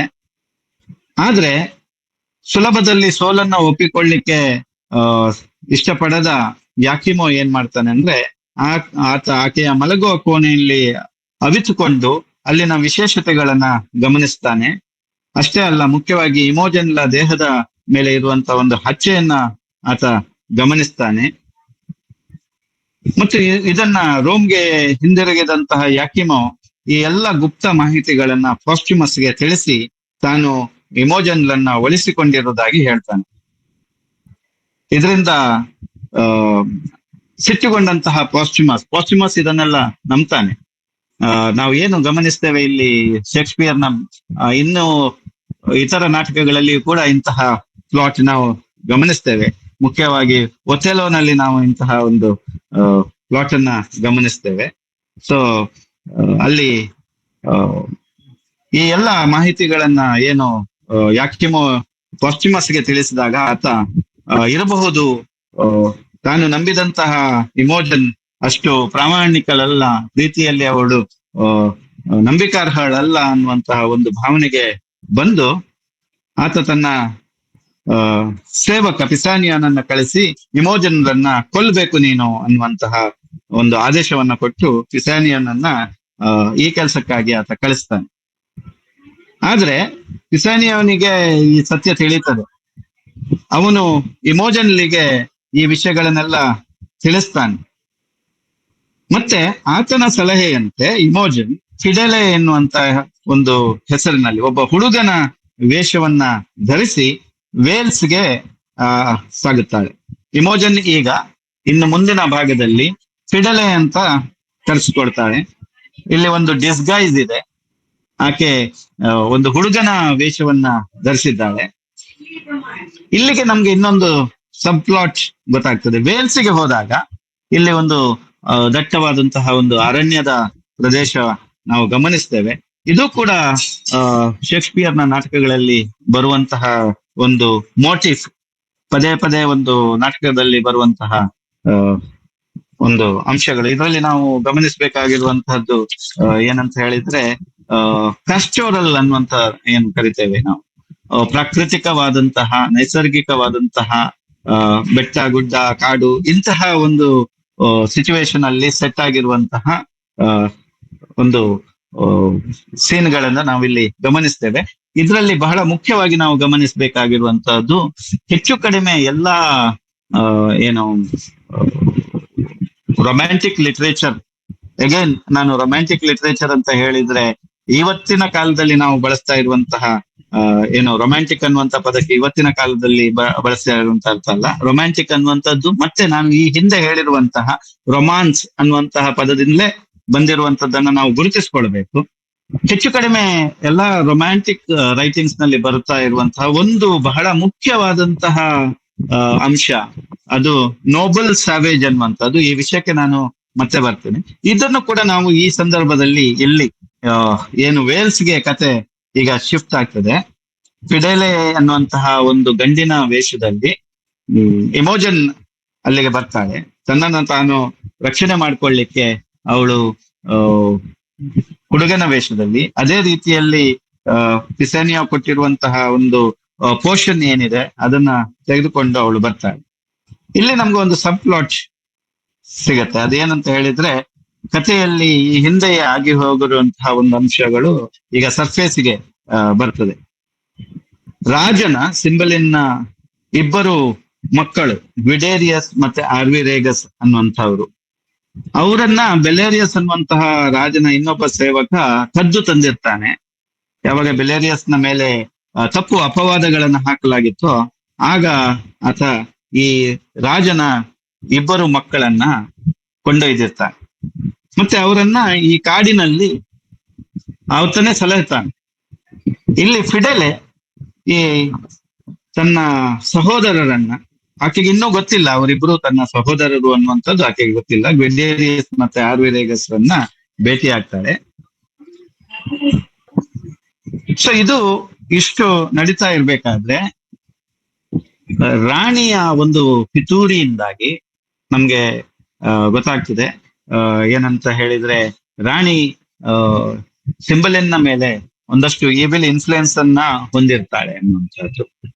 ಯಾವುದು ಆ, ಒಂದು ನೈಸರ್ಗಿಕವಾಗಿಯೋ ಅಥವಾ ಸಹಜವಾಗಿ ಎನ್ನುವಂತೆ ನಡೆದುಕೊಂಡು ಬಂದಿರ್ತದೆ ಇಷ್ಟರವರೆಗೆ, ಅದು ಸಹಜವಾಗಿಲ್ಲ, ಅದು ಅದನ್ನ ನಿಲ್ಲಿಸ್ಬೇಕು ಅನ್ನುವಂತಹ ಒಂದು ಆ, ಪಿತೂರಿಯನ್ನ ರಾಣಿ ಮಾಡ್ತಾಳೆ. ಆಕೆ ಏನ್ ಹೇಳ್ತಾಳೆ ಅಂತ ಹೇಳಿದ್ರೆ, ಸೂರ್ಯನ ಬೆಳಕಿಗೆ ನಾವು ರೋಮನ್ನ ನಂಬಿಕೊಂಡಿರ್ಬೇಕಾದ್ರೆ, ಅಥವಾ ನಮ್ಮ ಆ ನೈಸರ್ಗಿಕವಾಗಿ ನಮ್ಗೆ ಸಿಗಬೇಕಾದಂತಹ ಗಾಳಿ, ಬೆಳಕು ಅಥವಾ ಮೂನ್ಲೈಟ್, ಇದು ನಮ್ಗೆ ರೋಮ್ನಿಂದ ಸಿಗುವುದಾದ್ರೆ ನಾವು ರೋಮ್ಗೆ ಕಪ್ಪ ಕೊಡೋಣ, ಇಲ್ಲದಿದ್ರೆ ನಾವು ರೋಮ್ಗೆ ಕಪ್ಪ ಕೊಡ್ಬೇಕಾಗಿಲ್ಲ ಅನ್ನುವಂಥದ್ದನ್ನ ಹೇಳಿ, ಸಿಂಬಲಿನ್ ಆಕೆಯ ಒಂದು ಇನ್ಫ್ಲೂಯೆನ್ಸ್ ಇಂದಾಗಿ, ಆಕೆಯ ಪ್ರಭಾವದಿಂದಾಗಿ ರೋಮ್ಗೆ ತಾನು ಕೊಡ್ಬೇಕಾದಂತಹ ವಂತಿಗೆಯನ್ನು ನಿಲ್ಲಿಸ್ತಾನೆ. ಈ ಕಾರಣಕ್ಕಾಗಿ ರೋಮ್ ಬ್ರಿಟನ್ ನೊಂದಿಗೆ ಯುದ್ಧಕ್ಕೆ ಸಿದ್ಧತೆಯನ್ನ ಮಾಡುವಂತದ್ದನ್ನ ನಾವು ಗಮನಿಸ್ತೇವೆ. ಸೊ ಈ ಸಂದರ್ಭದಲ್ಲಿಯೇ ತನ್ನ ಇಬ್ಬರು ಸಹೋದರರೆನ್ನುವಂಥದ್ದು ಇಮೋಜನ್ಗೆ ಗೊತ್ತಿರೋದಿಲ್ಲ, ಭೇಟಿ ಆಗ್ತಾರೆ. ಹಾಗೆಯೇ 4ನೇ ಅಂಕದಲ್ಲಿ ತನ್ನನ್ನು ತಾನು ರಕ್ಷಣೆ ಮಾಡ್ಕೊಳ್ಬೇಕನ್ನುವಂತಹ ಕಾರಣಕ್ಕಾಗಿ ತಾನು ಎಲ್ಲಿ ಈ ಹೋಲ್ ಇಕ್ವೇಶನ್ಸ್ ಅಲ್ಲಿ ನಾನು ಸೋಲ್ತಾ ಇದ್ದೇನೆ ಅನ್ನುವಂಥದ್ದನ್ನ ತಿಳ್ಕೊಂಡು ಇಮೋಜನ್ ಏನ್ ಮಾಡ್ತಾಳೆ, ಪಾಯ್ಸನ್ ಅನ್ನುವಂತ ಒಂದು ನಂಬಿಕೆಯಿಂದ ಅದನ್ನ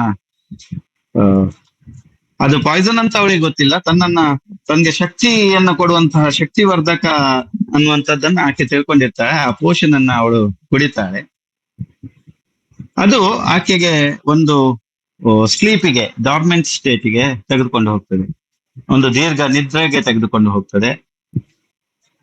ಇಮೋಜನ್ ಸತ್ತಿದ್ದಾಳೆ ಅಂತ ನಂಬ್ತಾರೆ. ಸೊ ಗಮನಿಸಬೇಕಾದಂತ ವಿಷಯ ಏನಂತ ಹೇಳಿದ್ರೆ, ಆರ್ವಿರೇಗಸ್ ಮತ್ತೆ ವಿಡೇರಿಯಸ್ ಇಬ್ರು ಕೂಡ ಫಿಡೆಲ್ ಅನ್ನುವಂತಹ ಹುಡುಗ ತೀರಿಕೊಂಡಿದ್ದಾನೆ ಅನ್ನುವಂಥದ್ದು ಅವರು ನಂಬಿರುವಂತಹದ್ದು.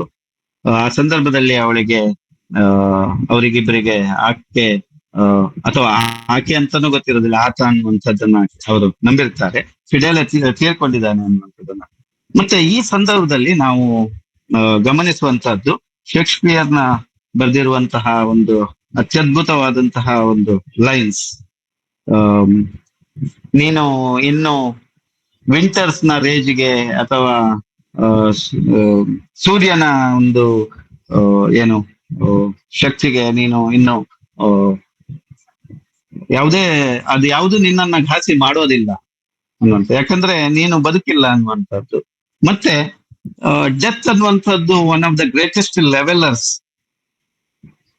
ಸಾವು ಅನ್ನುವಂಥದ್ದು ಒಂದು ಲೆವೆಲರ್, ಅದು ಚಿಮ್ನಿ ಸ್ವೀಪರ್ಸಿಗೂ ಬರ್ತದೆ, ಗೋಲ್ಡನ್ ಬಾಯ್ಸ್ ಅಂಡ್ ಗರ್ಲ್ಸ್ ಅವರಿಗೂ ಬರುತ್ತೆ. ಎಷ್ಟೇ ಶ್ರೀಮಂತನಾಗಿದ್ರು, ಎಷ್ಟೇ ಪ್ರಭಾವಶಾಲಿ ಆಗಿದ್ರು ಕೂಡ ಒಬ್ಬ ವ್ಯಕ್ತಿ ಆತ ಸಾವಿನಿಂದ ತನ್ನನ್ನು ತಾನು ರಕ್ಷಣೆ ಮಾಡಿಕೊಳ್ಳಿಕ್ಕೆ ಸಾಧ್ಯ ಇಲ್ಲ, ಆತ ಸಾವಿನಿಂದ ಪಾರಾಗ್ಲಿಕ್ಕೆ ಸಾಧ್ಯ ಇಲ್ಲ ಅನ್ನುವಂತಹ ಒಂದು ಸಾರ್ವಕಾಲಿಕವಾದಂತಹ ಮಹತ್ವವನ್ನ ಹೊಂದಿರುವಂತಹ, ಬಹುಶಃ ನಾವೆಲ್ಲರೂ ಇದನ್ನ ಸಿಂಬಲಿನ್ ಓದದೇ ಇದ್ರೂ ಕೂಡ ಈ ಸಾಲುಗಳನ್ನ ನಾವು ಖಂಡಿತವಾಗಿಯೂ ಬೇರೆ ಬೇರೆ ಸಂದರ್ಭಗಳಲ್ಲಿ ಓದಿರ್ತೇವೆ ಅನ್ನುವಂಥದ್ದನ್ನ ಗಮನಿಸ್ತೇವೆ.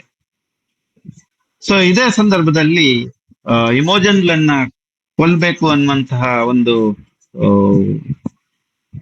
ಕೊಲ್ಬೇಕು ಅಂತ ಬಂದಿರುವಂತಹ ಕ್ಲೊಟೆನ್ ಅನ್ನ ವಿಡೇರಿಯಸ್ ಸಾಯಿಸ್ತಾನೆ. ಸೊ ಅಲ್ಲಿಗೆ ಕ್ಲೊಟೆನ್ ಅವನ ಅಂತ್ಯ ಆಗತ್ತೆ. ಅದರ ನಂತರ ಈ 4th ಆಕ್ಟ್ ನಲ್ಲಿ ಪಾಸ್ಟ್ಯುಮಸ್ಗೆ ತನ್ನ ತಪ್ಪಿನ ಅರಿವಾಗ್ತದೆ. ನಾನು ಮಾಡಿದ್ದು ತಪ್ಪು ಅನ್ನುವಂಥದ್ದು ಆತನಿಗೆ ಗೊತ್ತಾದಾಗ ಆತ ಒಬ್ಬ ಸಾಮಾನ್ಯ ಸೈನಿಕನ ವೇಷದಲ್ಲಿ ಇಂಗ್ಲೆಂಡಿಗೆ ಹಿಂದಿರುಗ್ತಾನೆ. ಸೊ ಆತ ರೋಮ್ನಿಂದ ವೇಷ ಮರೆಸಿ ಅವನನ್ನ ಇಂಗ್ಲೆಂಡಿಂದ ಉಚ್ಚಾಟನೆ ಮಾಡಲಾಗಿತ್ತು, ಆದ್ರೂ ಕೂಡ ಒಂದು ಸಾಮಾನ್ಯ ಸೈನಿಕನ ಒಂದು ವೇಷವನ್ನ ಧರಿಸಿ ಆತ ಮತ್ತೆ ಬ್ರಿಟನ್ಗೆ ಬರ್ತದೆ. ಬ್ರಿಟನ್ ಮತ್ತೆ ರೋಮ್ನ ನಡುವಿನ ಯುದ್ಧ, ಇದು ನಾವು ಆಕ್ಟ್ 5 ನಲ್ಲಿ ಗಮನಿಸ್ತೇವೆ. ರೋಮ್ನ ಪಡೆಯನ್ನ ಲೂಸಿಯಸ್ ನಡೆಸ್ತಾನೆ. ಸೊ ಈ ಯುದ್ಧದಲ್ಲಿ ಕೂಡ ಫಿಡೆಲೆ ಭಾಗವಹಿಸಿರ್ತಾಳೆ. ಆದ್ರೆ ಇಂಗ್ಲೆಂಡಿಗೆ ಬಂದಿರುವಂತಹ ಪಾಸ್ಟ್ಯುಮಸ್, ಆತನು ಕೂಡ ಅಲ್ಲಿ ಒಬ್ಬ ಸಾಮಾನ್ಯ ಕೆಲಸಗಾರನ ವೇಷದಲ್ಲಿ, ಸಾಮಾನ್ಯ ಸೈನಿಕನ ವೇಷದಲ್ಲಿ ಹೋರಾಡುವಂತದ್ದನ್ನ ನಾವು ಕಾಣ್ತೇವೆ. ಸೊ ರೋಮನ್ನರ ವಿರುದ್ಧ ಬ್ರಿಟಿಷರು ಯುದ್ಧ ಗೆಲ್ಲಲಿಕ್ಕೆ ಆತ ಸಹಕಾರಿಯಾಗ್ತಾನೆ. ನಂತರ ಬೇಕಂದ್ರೆ ಆತ ರೋಮನ್ನರಿಗೆ ಸಿಕ್ಕಿ ಹಾಕೊಂಡು ಅವರ ಖೈದಿಯಾಗುವಂತಹ ಒಂದು ಪರಿಸ್ಥಿತಿಯನ್ನು ಕೂಡ ನಾವು ಗಮನಿಸ್ತೇವೆ. ಹಾಗೆ ಖೈದಿಯಾಗಿರುವಾಗ ಆತನಿಗೆ ಒಂದು ದರ್ಶನ, ಒಂದು ವಿಷನ್ ಆಗತ್ತೆ. ಆ ವಿಷನ್ ಏನಂತ ಹೇಳಿದ್ರೆ, ಆತನ ಸಂತತಿಯಲ್ಲಿ ಹಿಂದೆ ಗತಿಸಿ ಹೋದವರು ಬಂದು ಆತನನ್ನ ನೋಡುವಂತಹದ್ದು, ಆತನ ಸ್ಥಿತಿಯನ್ನ ಕಂಡು ಮರುಗುವಂತಹದ್ದು. ಕನಸಿನಲ್ಲಿ ಜುಪಿಟರ್ ಬಂದು ನಿನ್ನ ಕಷ್ಟಗಳೆಲ್ಲ ಪರಿಹಾರವಾಗ್ತವೆ ಅನ್ನುವಂತಹ ಒಂದು ಭರವಸೆಯನ್ನ ಕೂಡ ನೀಡುವಂತಹದ್ದು, ಇವೆಲ್ಲವೂ ಕೂಡ ನಾವು ಗಮನಿಸ್ತೇವೆ. ಅಂತಿಮವಾಗಿ ಸಿಂಬಲಿನ್ನ ಕೈ ಮೇಲಾಗ್ತದೆ. ಸಿಂಬಲಿನ್ನ ರೋಮನ್ನರನ್ನ ಸೋಲಿಸಿ ಯುದ್ಧವನ್ನ ಗೆಲ್ತಾನೆ. ಖೈದಿಗಳನ್ನ ಸಿಂಬಲಿನ್ನ ಬಳಿಗೆ ಕರೆತರಲಾಗ್ತದೆ. ಲೂಸಿಯಸ್ ಹಾಗೂ ಇಮೋಜನ್ ಕೂಡ ಅಲ್ಲಿಗೆ ಬರ್ತಾರೆ. ಅಲ್ಲಿ ಪಾಸ್ಟ್ಯುಮಸ್ ತನ್ನ ತಪ್ಪನ್ನ ಒಪ್ಪಿಕೊಳ್ತಾನೆ. ತಾನು ಇಮೋಜನ್ಲನ್ನ ಕೊಲ್ಲಿಕ್ಕೆ ಆದೇಶ ಮಾಡಿದ್ದು ಅನ್ನುವಂಥದ್ದನ್ನೆಲ್ಲ ಆತ ಒಪ್ಪಿಕೊಳ್ತಾನೆ. ಯಾಕಿಮೋ ಕೂಡ ತನ್ನ ತಪ್ಪನ್ನ ಒಪ್ಪಿಕೊಳ್ತಾನೆ. ತಾನು ಮೋಸದಿಂದ ಇಮೋಜನ್ಲ ಚಾರಿತ್ರ್ಯ ವಧೆಯನ್ನ ಮಾಡಿದ್ದಾಗಿ ಆತ ಒಪ್ಪಿಕೊಳ್ತಾನೆ. ಇದು ಈ ಹಿಂದೆ ನಾವು ಗಮನಿಸಿದ್ದೇವೆ. ಆಕೆಯ ದೇಹದ ಮೇಲಿರುವಂತ ಒಂದು ಹಚ್ಚೆ ಮತ್ತು ಇತರ ಮಾಹಿತಿಗಳನ್ನ, ಗುಪ್ತ ಮಾಹಿತಿಗಳನ್ನ ಆತ ಪಾಸ್ಟ್ಯುಮಸ್ಗೆ ನೀಡಿದಾಗ ಪಾಸ್ಟ್ಯುಮಸ್ ಆಕೆ ತನಗೆ ಪ್ರಾಮಾಣಿಕಳಾಗಿಲ್ಲ, ತನಗೆ ನಿಷ್ಠಳಾಗಿಲ್ಲ ಅನ್ನುವಂಥದ್ದನ್ನ ಆತ ನಂಬಿದ್ದ. ಆದ್ರೆ ಟಿಸಾನಿಯೋ ಹೇಳಿದ ಹಾಗೆ ಈಗ ಅವನಿಗೆ ತನ್ನ ತಪ್ಪಿನ ಅರಿವಾಗ್ತದೆ. ಇಮೋಜನ್ ಪ್ರೀತಿಯಲ್ಲಿ ಪವಿತ್ರಳು ಮತ್ತು ತನಗೆ ನಿಷ್ಠಳು ಅನ್ನುವಂಥದ್ದು ಆತನಿಗೆ ಸಾಬೀತಾಗ್ತದೆ. ಸೊ ಇದುವರೆಗೆ ಫಿಡೆಲೆ ಆಗಿದ್ದ ಇಮೋಜನ್, ಅವಳು ಸತ್ತಿರೋದಿಲ್ಲ. ಯಾಕಂತ ಹೇಳಿದ್ರೆ ಅವಳು ಕುಡಿದಿರುವಂತಹದ್ದು ನಿಜವಾದಂತಹ ಪಾಯ್ಸನ್ ಆಗಿರೋದಿಲ್ಲ. ರಾಣಿಯ ದುರ್ನಡತೆಯನ್ನ ಕಂಡಂತಹ ಒಬ್ಬ ಡಾಕ್ಟರ್ ಆತ ನಿಜವಾದಂತಹ ಪಾಯ್ಸನ್ ಕೊಟ್ರೆ ರಾಣಿಯಿಂದ ಯಾರಿಗಾದ್ರೂ ತೊಂದರೆ ಆಗ್ಬೋದು ಅನ್ನುವಂತ ಕಾರಣಕ್ಕಾಗಿ ಆತ ಒಂದು ಪೋಷನ್ ಅನ್ನ ಕೊಟ್ಟಿರ್ತಾನೆ. ಅದು ಕುಡಿದಂತಹ ವ್ಯಕ್ತಿಯನ್ನ ಒಂದು ದೀರ್ಘ ನಿದ್ರೆಗೆ ಮಾತ್ರ ಅದು ತೆಗೆದುಕೊಂಡು ಹೋಗಿರುವಂತದ್ದು. ಆ ರೀತಿಯಲ್ಲಿ ಫಿಡೆಲೆ, ನಾವು ಯಾರನ್ನು ಆತ ತೀರಿಕೊಂಡಿದ್ದಾನೆ. ಫಿಡೆಲೆ ಒಬ್ಬ ಹುಡುಗನ ವೇಷ ಧರಿಸಿದ್ದು ಇಮೋಜನ್. ಆಕೆ ತೀರಿಕೊಂಡಿಲ್ಲ. ಸೊ ಆಕೆ ತನ್ನ ನಿಜ ವ್ಯಕ್ತಿತ್ವವನ್ನ ತೋರ್ತಾಳೆ. ಅಂದ್ರೆ ಏನು ಡಿಸ್ಗೈಸ್ ಇದೆ. ಫಿಡೆಲೆ ಅನ್ನುವಂತ ಹುಡುಗನ ವೇಷವನ್ನು ಬಿಟ್ಟು ತಾನು ಇಮೋಜನ್ ಅನ್ನುವಂತ ತನ್ನ ನಿಜ ರೂಪವನ್ನ, ನಿಜ ವ್ಯಕ್ತಿತ್ವವನ್ನ, ಟ್ರೂ ಐಡೆಂಟಿಟಿಯನ್ನ ಆಕೆ ತಿಳಿಸಿದಾಗ ಪಾಸ್ಟ್ಯುಮಸ್ಗೆ ದುಃಖ ಮತ್ತೆ ಖುಷಿ ಎರಡೂ ಪಾರವಿಲ್ಲದ ಅಂತಾಗತ್ತೆ. ತುಂಬಾ ಒಂದು ಭಾವೋದ್ವೇಗಕ್ಕೆ ಪಾಸ್ಟ್ಯುಮಸ್ ಒಳಗಾಗ್ತಾನೆ. ಗ್ವಿಡೇರಿಯಸ್ ಮತ್ತೆ ಆರ್ವಿರೇಗಸ್ ಇವರು ರಾಜ ಕಳೆದುಕೊಂಡಂತಹ ಇಬ್ರು ಮಕ್ಕಳು. ಬೆಲೇರಿಯಸ್ ಆತನ ಮಕ್ಕಳನ್ನ ಕದ್ದೊಯ್ದುಕೊಂಡಿರ್ತಾನೆ. ಬೆಲೇರಿಯಸ್ ಕೂಡ ಒಬ್ಬ ರಾಜನಿಗೆ ನಿಷ್ಠನಾದಂತಹ ಒಬ್ಬ ಸೇವಕನೇ. ನಾವೇನು ಕಿಂಗ್ಲಿಯರ್ ನಲ್ಲಿ ಗಮನಿಸ್ತೇವೆ, ಕೆಂಟ್ ಅನ್ನುವಂತಹ ಒಂದು ಪಾತ್ರ ಬರುತ್ತೆ ಅಲ್ಲಿ. ನಿಷ್ಠನಾಗಿರುವಂತಹ ಒಬ್ಬ ವ್ಯಕ್ತಿಯ ಮೇಲೆ ಒಂದು ತಪ್ಪು ಆಪಾದನೆಗಳು ಬಂದಾಗ ಆ ಸಿಟ್ಟಿನಲ್ಲಿ ಅವನನ್ನ ರಾಜ ದೂರ ಮಾಡಿದಾಗ ಆ ಸಿಟ್ಟಿನಲ್ಲಿ ಆತ ಮಕ್ಕಳನ್ನ ಕೊಂಡೊಯ್ದಿರ್ತಾನೆ. ಆತ ಅವರನ್ನ ಸಾಕಿರ್ತಾನೆ. ಇಲ್ಲಿ ನಾವು ಗಮನಿಸಬೇಕಾದ್ದು ಏನಂತ ಹೇಳಿದ್ರೆ, ಈ ಇಬ್ಬರು ಮಕ್ಕಳು ಕೂಡ ತುಂಬಾ ಒಳ್ಳೆಯ ಗುಣಗಳನ್ನ, ತುಂಬಾ ಒಳ್ಳೆಯ ವ್ಯಕ್ತಿತ್ವಗಳನ್ನ ರೂಪಿಸಿಕೊಂಡು ಬೆಳೆದಿರ್ತಾರೆ. ಇದು ನಾನು ಈ ಹಿಂದೆ ಸೂಚಿಸಿದಂತಹ ಒಂದು ನೋಬಲ್ ಸ್ಯಾವೇಜ್ ಅನ್ನುವಂತಹ ಏನೋ ಒಂದು ಬಹಳ ಮುಖ್ಯವಾದಂತಹ ಒಂದು ಅಂಶ ಇದು ಎಲ್ಲಾ ರೊಮ್ಯಾಂಟಿಕ್ ರೈಟಿಂಗ್ ನಲ್ಲಿ. ಬಹುಶಃ ವರ್ಡ್ಸ್ವರ್ತ್, ಕಾಲ್ರಿಡ್ಜ್ ಇಂತಹ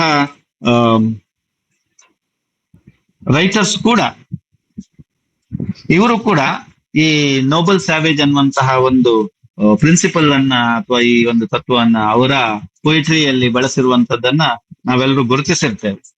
ಅದೇನಂತ ಹೇಳಿದ್ರೆ, ಯಾವಾಗ ವ್ಯಕ್ತಿ ಒಂದು ನೈಸರ್ಗಿಕವಾದಂತಹ ವಾತಾವರಣದಲ್ಲಿ ಪ್ರಕೃತಿಯ ಮಡಿಲಲ್ಲಿ ಬೆಳಿತಾನೆ, ಮತ್ತೆ ಆತ ಈ ಸಿವಿಲೈಸೇಷನ್, ಈ ಎರಡು ಟರ್ಮ್ಸ್ ಬಹುಶಃ ರೊಮ್ಯಾಂಟಿಕ್ ರಿವೈವಲ್ ನ ಟೈಮ್ ನಲ್ಲಿ ಬಹಳ ಮುಖ್ಯವಾಗಿ ಬಿಡ್ತದೆ. ವರ್ಡ್ಸ್ವರ್ತ್ ಮತ್ತೆ ಕಾಲ್ರಿಡ್ಜ್ ಮತ್ತೆ ಕೀಟ್ಸ್ ಇವರೆಲ್ಲ ಬರಿಬೇಕಾದ್ರೆ, ಬ್ಲೇಕ್ ಬರಿತಾ ಇರುವಾಗ್ಲೂ ಕೂಡ ಇದು ಬಹಳ ಮುಖ್ಯವಾಗ್ತದೆ.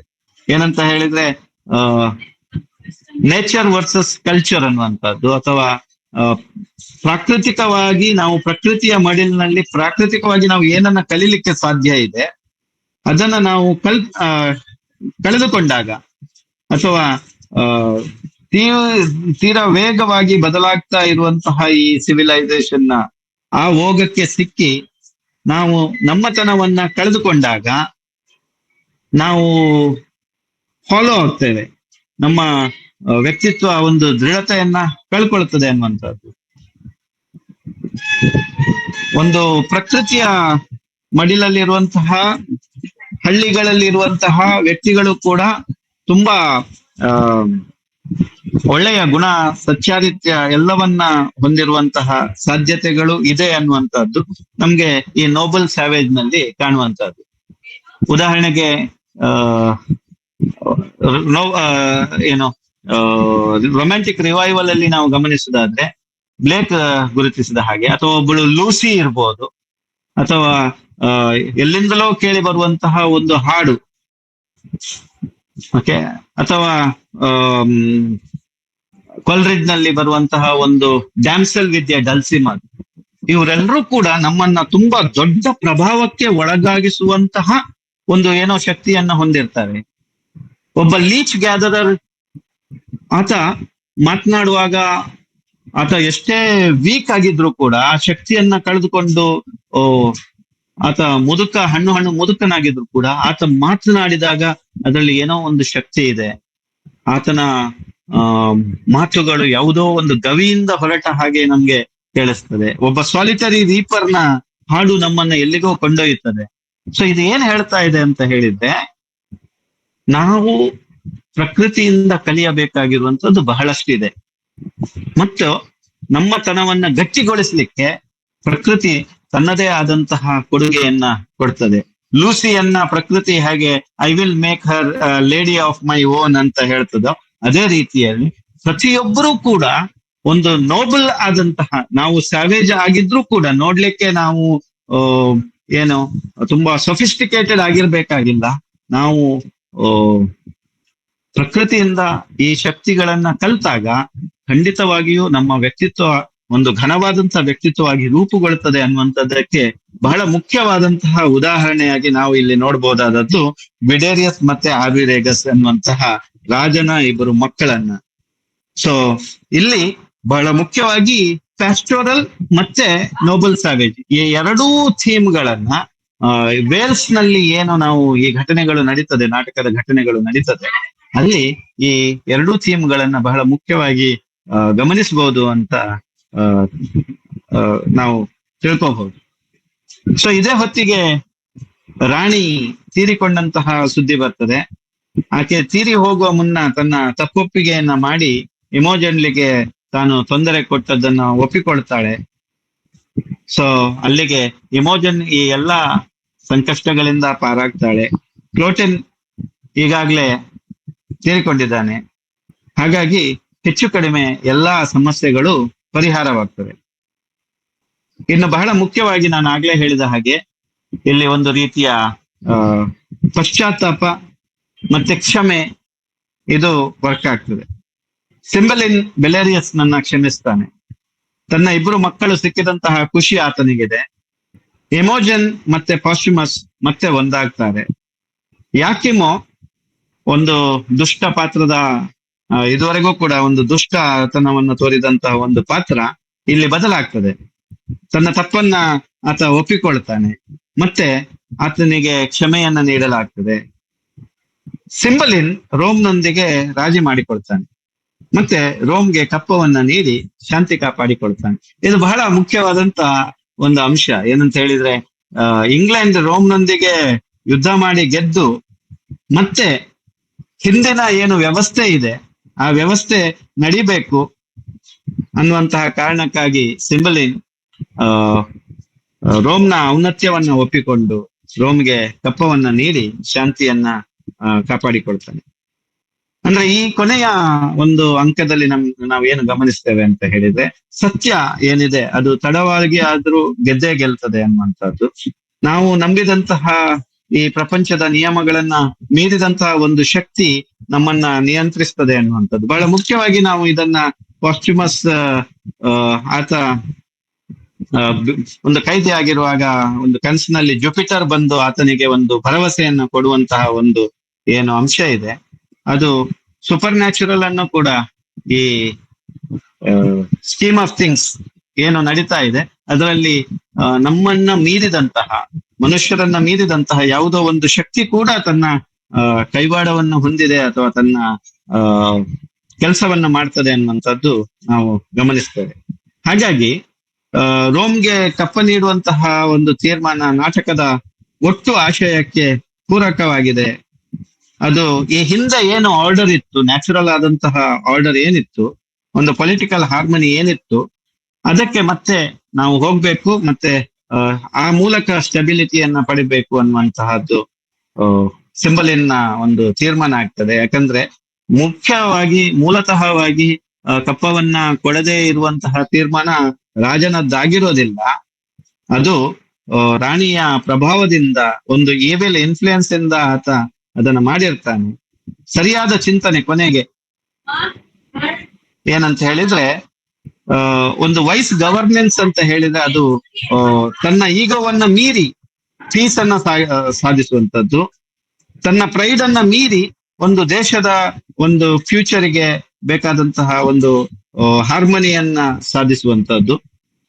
ಇಂಗ್ಲೆಂಡ್ ಮತ್ತೆ ರೋಮ್ ಪರಸ್ಪರ ಒಂದು ಪ್ರೀತಿ ವಿಶ್ವಾಸದಿಂದ ಮುಂದಕ್ಕೆ ಸಾಗ್ಬೇಕು ಅನ್ನುವಂತಹ ಒಂದು ಅಂಶ ಈ ವಿಷಯಗಳಲ್ಲಿ ನಾವು ಗಮನಿಸ್ತೇವೆ.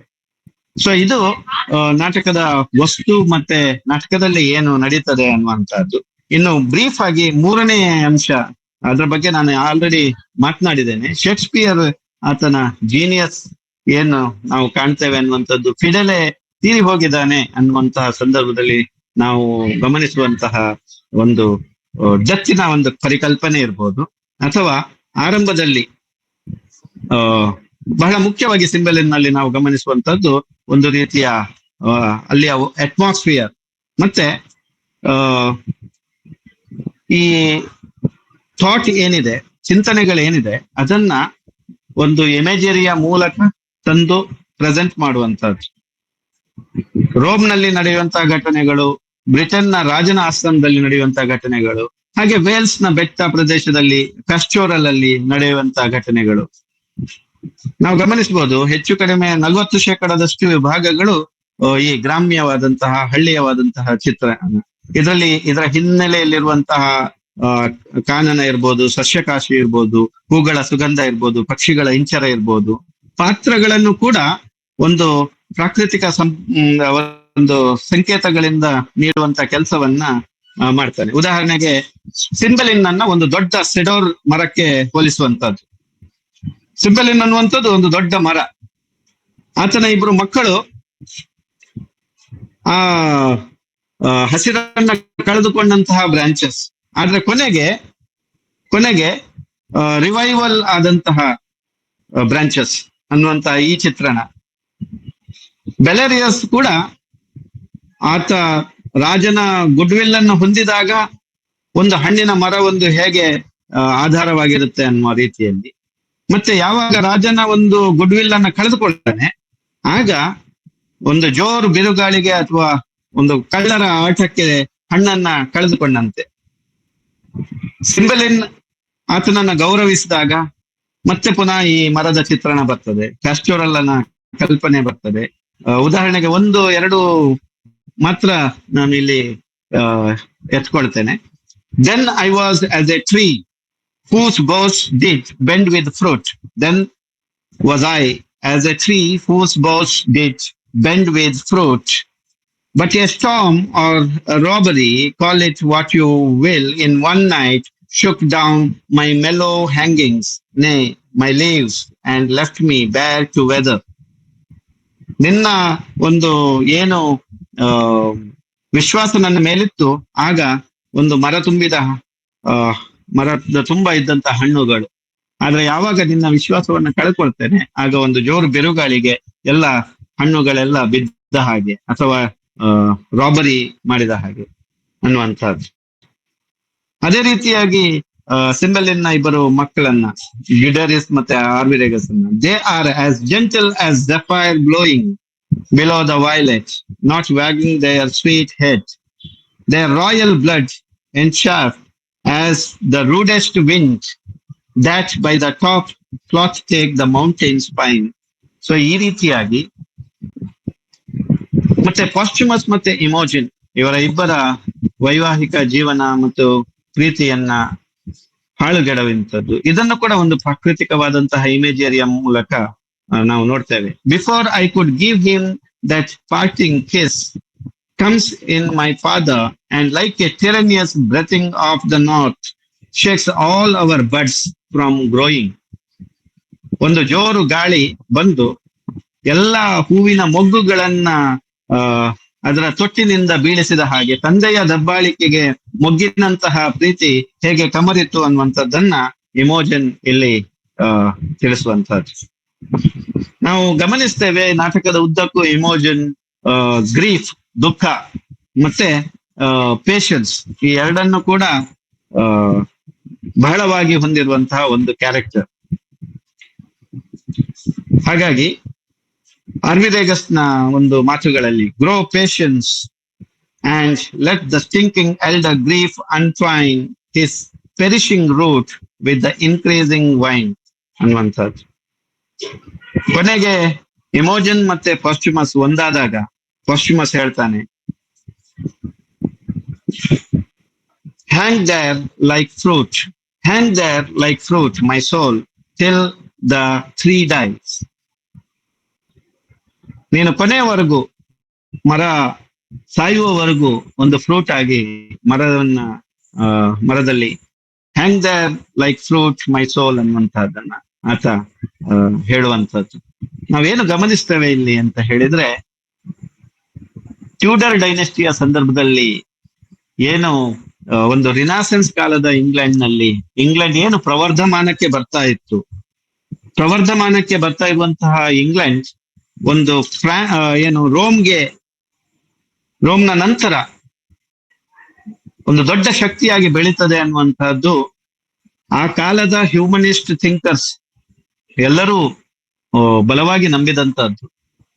ಶೇಕ್ಸ್ಪಿಯರ್ ಇಂಗ್ಲೆಂಡಿನ ಈ ಔನ್ನತ್ಯವನ್ನ ತೋರಿಸ್ಲಿಕ್ಕೆ ರೋಮ್ಗೆ ಸಡ್ಡು ಹೊಡೆದಂತಹ, ನಮ್ಗೆ ಗೊತ್ತಿಲ್ಲ ಸಿಂಬಲಿನ್ ಅನ್ನುವಂತಹ ಕ್ಯಾರೆಕ್ಟರ್ ನಿಜವಾಗಿ ಇತ್ತು ಅನ್ನುವಂಥದ್ದು, ಆದ್ರೆ ಆ ಮಿತ್ತಲ್ಲಿ ಸಿಗುವಂತಹ ಚಿತ್ರಣಗಳನ್ನು ತೆಗೆದುಕೊಂಡು ಇಂಗ್ಲೆಂಡ್ ರೋಮ್ನ ಔನ್ನತ್ಯವನ್ನ ಸಾಧಿಸುವಂತಹ ಒಂದು ಶಕ್ತಿಯಾಗಿ ಬೆಳೀತದೆ.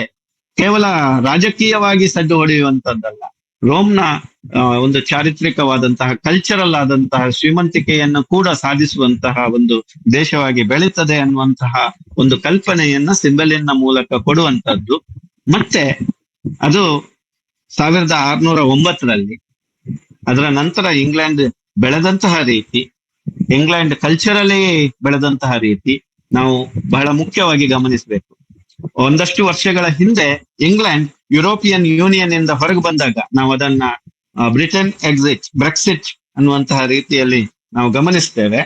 ಈ ಬ್ರೆಕ್ಸಿಟ್ ಅನ್ನುವಂಥದ್ದು ಯುರೋಪಿಯನ್ ಯೂನಿಯನ್ ಇಂದ ಬ್ರಿಟನ್ ಹೊರಗೆ ಬರುವಂತಹದ್ದು ಕೂಡ ಎಷ್ಟೋ ಜನ ಬ್ರಿಟಿಷರಿಗೆ ಅಥವಾ ಇಂಗ್ಲೆಂಡಿನ ಜನರಿಗೆ ಅದು ಇಷ್ಟದ ವಿಷಯವಾಗಿರ್ಲಿಲ್ಲ. ಅಂದ್ರೆ ರೋಮ್ ಅಥವಾ ಯುರೋಪ್ ನ ಜೊತೆಗೆ ಇಂಗ್ಲೆಂಡ್ ಒಟ್ಟಿಗೆ ಹೋಗ್ಬೇಕು ಅನ್ನುವಂತಹ ಆಶಯವನ್ನು ಹೊಂದಿದ್ದವರು ಕೂಡ ಬಹಳಷ್ಟು ಜನ ಇತ್ತು. ಆದ್ರೆ ಪೊಲಿಟಿಕಲಿ ಅದಕ್ಕೆ ಒಂದು ವೋಟಿಂಗ್ ಬಂದಾಗ ಬ್ರೆಕ್ಸಿಟ್ ನ ಪರವಾಗಿ ಹೆಚ್ಚು ಮತಗಳು ಸಿಕ್ಕಿತ್ತು ಅನ್ನುವಂಥದ್ದನ್ನು ನಾವೆಲ್ಲರೂ ಗಮನಿಸ್ತೇವೆ. ಪೊಲಿಟಿಕ್ಸ್ ಅಸೈಡ್, ಯುದ್ಧಗಳು ಅಥವಾ ಏನು ಪೊಲಿಟಿಕಲ್ ತೀರ್ಮಾನಗಳು ಬೇರೆ, ಜನರ ಸೆಂಟಿಮೆಂಟ್ಸ್, ಭಾವನಾತ್ಮಕವಾದಂತ ತೀರ್ಮಾನಗಳು, ಕಲ್ಚರ್ ಅಂತ ನಾವು ಏನ್ ಕರಿತೇವೆ, ಅದು ಬಹುಶಃ ನಾವು ಗಮನಿಸೋದಾದ್ರೆ ಈ ನಾಟಕದಲ್ಲಿ ಇವತ್ತಿನ ಕಾಲಕ್ಕೂ ಕೂಡ ನಾವು ಗಳಿಸಬೇಕಾದಂತಹದ್ದು, ಆಲೋಚಿಸಬೇಕಾದಂತಹದ್ದು, ಚಿಂತನೆಗೆ ಎಡೆ ಮಾಡಬೇಕಾದಂತಹದ್ದು ಬಹಳಷ್ಟು ಇದೆ. ಒಂದು ಅಪೂರ್ವ ಕೃತಿಯಾಗಿ ಈ ಹಿನ್ನೆಲೆಗಳಿಂದ ನಾವು ಗಮನಿಸಿದಾಗ ಸಿಂಬಲಿನ್ ನಮ್ಗೆ ಬಹಳ ದೊಡ್ಡ ಕೃತಿಯಾಗಿ ಕಾಣುತ್ತದೆ ಅನ್ನುವಂಥದ್ದು ನನ್ನ ನಂಬಿಕೆ. Thank you so much for the opportunity and patience hearing.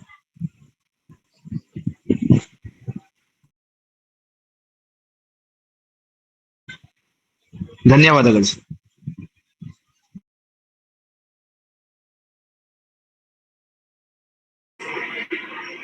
Hello sir. Hello. ಹಾ ಸರ್,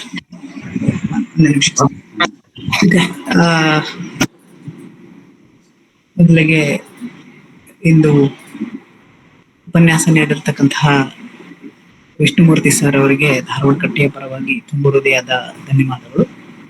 ಈಗ ಬಸವರಾಜ್ ಡೋನೂರ್ ಸರ್ ಅವರು ಕೆಲವೊಂದಿಷ್ಟು ಪೂರಕ ಮಾತುಗಳನ್ನ ಈ ವಿಷಯದ ಮೇಲೆ ಮಾತಾಡ್ಬೇಕಂತ ಹೇಳಿ ಅವರಲ್ಲಿ ಕೇಳಿದ್ರು.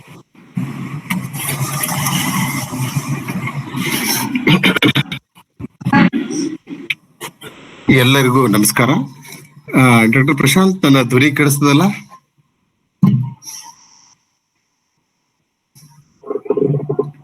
ಡಾಕ್ಟರ್ ಪ್ರಶಾಂತ್ ಕೇಳಿಸ್ತೇನೆ ಸರ್, ಕೇಳಿಸ್ತೇನೆ, ಕೇಳಿಸುತ್ತೆ. ಕೇಳಿಸ್ತಾ ಇದೆ ಸರ್. ಕಟ್ಟೆಯ ಎಲ್ಲ ಸಂಗಾತಿಗಳೇ, ಎಲ್ಲರಿಗೂ ನಮಸ್ಕಾರ. ಶೇಕ್ಸ್ಪಿಯರ್ನ 36ನೇ ನಾಟಕದ ಬಗ್ಗೆ ಇಂದು ನಾವು ವಿಶೇಷ ಉಪನ್ಯಾಸ ಏರ್ಪಡಿಸಿದ್ದೇವೆ.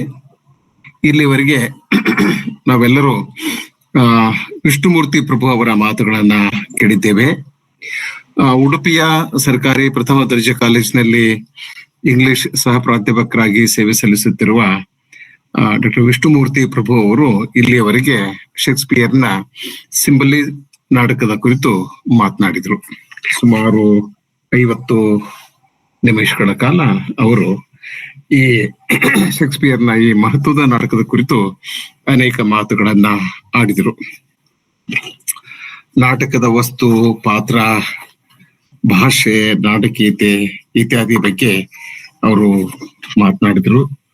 ಜೊತೆಗೆ ಸಿಂಬಲಿನ್ ನಾಟಕ ಓದಲು ಓದುಗರು ಯಾವ ರೀತಿಯ ಸಿದ್ಧತೆಯನ್ನ ಮಾಡಿಕೊಳ್ಳಬೇಕು ಎಂಬುದರ ಕುರಿತು ಕೂಡ ಅವರು ಸಾಕಷ್ಟು ಸಲಹೆ ಮತ್ತು ಸೂಚನೆಯನ್ನ ನೀಡಿದರು.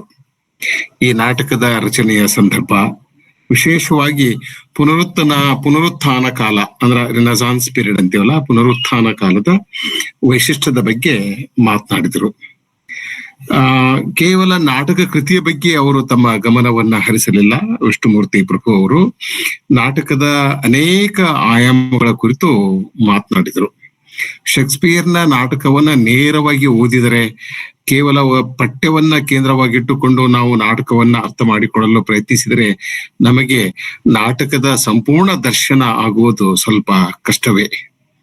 ಏಕೆಂದ್ರೆ ಈ ಎಲ್ಲಾ ನಾಟಕಗಳು ಸುಮಾರು 400 ವರ್ಷಗಳ ಹಿಂದೆ ರಚಿಸಲ್ಪಟ್ಟಿವೆ, ಬರೆಯಲ್ಪಟ್ಟಿವೆ. ಆ ಕಾಲದ ಸಾಂಸ್ಕೃತಿಕ, ರಾಜಕೀಯ ಸಂದರ್ಭಗಳು, ಸನ್ನಿವೇಶಗಳು, ಅದಕ್ಕಿರುವ ಕಾರಣಗಳು, ಬ್ರಿಟಿಷರಿಗೆ ತಮ್ಮದೇ ಆದ ನಾಗರಿಕತೆ ಇರಲಿಲ್ಲ. ಹೀಗಾಗಿ ಅವರು ರೋಮ್ ನಾಗರಿಕತೆಯನ್ನ ಒಪ್ಪಿಕೊಂಡವರು ಮತ್ತು ಸ್ವೀಕಾರ ಮಾಡಿದವರು. ಆದ್ರೆ 16ನೇ ಶತಮಾನದಲ್ಲಿ ಒಂದು ವಿದ್ವತ್ತಿನ ಶಿಕ್ಷಣದ ಒಂದು ಮಹಾಪೂರ ಇಂಗ್ಲೆಂಡಿನಲ್ಲಿ ಹರಿದು ಹೋಯಿತು. ಅನೇಕ ಜನ ಪ್ರಥಮ ದರ್ಜೆಯ ಲೇಖಕರು ಅಂದ್ರೆ ನಾಟಕಕಾರರು, ಕವಿಗಳು, ವಿದ್ವಾಂಸರು, ಚಿಂತಕರು, ಇತಿಹಾಸಕಾರರು ಬಂದು ಹೋದ್ರು. ಆ ಒಂದು ಸಂದರ್ಭದಲ್ಲಿ ಶೇಕ್ಸ್ಪಿಯರ್ ತನ್ನ 37 ನಾಟಕಗಳನ್ನ, 154 ಸುನಿತಗಳನ್ನ, 2 ಲಾಂಗ್ ಪೋಯಮ್ಸ್ ಗಳನ್ನ ಬರೆದ. ಸೊ ಈಗ ನಾವು ಕಳೆದ 8 ತಿಂಗಳಿಂದ ಶೇಕ್ಸ್ಪಿಯರ್ನನ್ನ ಓದುವ ಪ್ರಯತ್ನ ಮಾಡ್ತಾ ಬಂದಿದ್ದೇವೆ. ಶೇಕ್ಸ್ಪಿಯರ್ನ ನಾಟಕಗಳನ್ನ ಅರ್ಥ ಮಾಡಿಕೊಳ್ಳುವ ಪ್ರಯತ್ನವನ್ನ ಮಾಡ್ತಾ ಬಂದಿದ್ದೇವೆ. ಶೇಕ್ಸ್ಪಿಯರ್ ಸೃಷ್ಟಿಸಿದ ಅದ್ಭುತವಾದ, ಅನನ್ಯವಾದ, ವೈಶಿಷ್ಟ್ಯಪೂರ್ಣವಾದ ಆ ಒಂದು ಅದ್ಭುತವಾದ ಲೋಕವನ್ನ ನಾವು ಪ್ರವೇಶ ಮಾಡುವ ಪ್ರಯತ್ನವನ್ನ ಮಾಡಿದ್ದೇವೆ. 37 ಉಪನ್ಯಾಸಗಳನ್ನ ಕೇಳುವುದರ ಮೂಲಕ ನಮಗೆ ಶೇಕ್ಸ್ಪಿಯರ್ನ ಸಂಪೂರ್ಣ ಜಗತ್ತು ಅರ್ಥವಾಗಿದೆ. ಅವನ ಲೋಕದರ್ಶನ, ಅವನ ಸೃಜನಶೀಲ ಶಕ್ತಿ, ಅವನ ಕ್ರಿಯಾಶೀಲ ಶಕ್ತಿ, ಅವನ ಭಾಷಿಕ ಶಕ್ತಿ, ಅನೇಕ ಶಕ್ತಿಗಳನ್ನ ಹೊಂದಿರುವ ಲೇಖಕ. ಇಲ್ಲದೆ ಹೋದ್ರೆ ಅವನು ಜಗತ್ತಿನ ಸುಪ್ರಸಿದ್ಧ ನಾಟಕಕಾರ ಆಗ್ತಾ ಇರ್ಲಿಲ್ಲ. ಇಂಥ ಒಬ್ಬ ಅದ್ಭುತ ಲೇಖಕನ ಕುರಿತು ಎಷ್ಟು ಮಾತನಾಡಿದರೂ ಕಡಿಮೆ, ಎಷ್ಟು ಬರೆದರೂ ಕಡಿಮೆ. ಹೀಗಾಗಿ ಮುಂದಿನ ವಾರ ಈ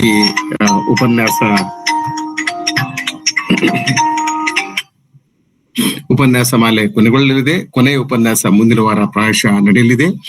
ಇದು ಒಂದು ಪ್ರಯತ್ನ, ಇದೊಂದು ಪ್ರವೇಶಿಕೆ ಎಂದು ನಾನು ಭಾವಿಸಿದ್ದೇನೆ. ಬಹುತೇಕ ಎಲ್ಲಾ 36 ಉಪನ್ಯಾಸಗಳನ್ನ ನಾನು ಬಹಳ ಆಸಕ್ತಿಯಿಂದ, ಕುತೂಹಲದಿಂದ, ಆಸ್ಥೆಯಿಂದ ಕೇಳಿಸಿಕೊಂಡಿದ್ದೇನೆ. ಎಲ್ಲಾ ಸ್ನೇಹಿತರ, ಹಿರಿಯರ ಮಾತುಗಳನ್ನ ಕೇಳಿದ್ದೇನೆ. ಮತ್ತು ಈ 7-8 ತಿಂಗಳ ಕಾಲ ನಾನು ನಿರಂತರವಾಗಿ ಶೇಕ್ಸ್ಪಿಯರ್ನ ನಾಟಕಗಳೊಂದಿಗೆ, ಪಾತ್ರಗಳೊಂದಿಗೆ, ಅವನ ನಾಟಕಗಳ ಸನ್ನಿವೇಶಗಳೊಂದಿಗೆ, ಅನೇಕ ರೀತಿಯ ಭಾವನಾ ಪ್ರಪಂಚಗಳೊಂದಿಗೆ ಅನುಸಂಧಾನವನ್ನ ಮಾಡ್ತಾ ಬಂದಿದ್ದೇನೆ. ಹೀಗಾಗಿ ನಾನು ಈ ಎಲ್ಲ ಮಾತುಗಳನ್ನ ಕೇಳೋದ್ರ ಮೂಲಕ, ಮತ್ತೆ ಶೇಕ್ಸ್ಪಿಯರ್ನ ನಾಟಕಗಳನ್ನ ಓದೋದ್ರ ಮೂಲಕ, ಆ ಕುರಿತು ಧ್ಯಾನಿಸೋದ್ರ ಮೂಲಕ, ಚಿಂತನೆ ಮಾಡುವುದರ ಮೂಲಕ ನಾನು ಶೇಕ್ಸ್ಪಿಯರ್ನನ್ನ ಸರಿಯಾಗಿ ಅರ್ಥ ಮಾಡಿಕೊಳ್ಳುವ ಪ್ರಯತ್ನ ಮಾಡಿದ್ದೇನೆ ಎಂದು ಅನಿಸ್ತದೆ.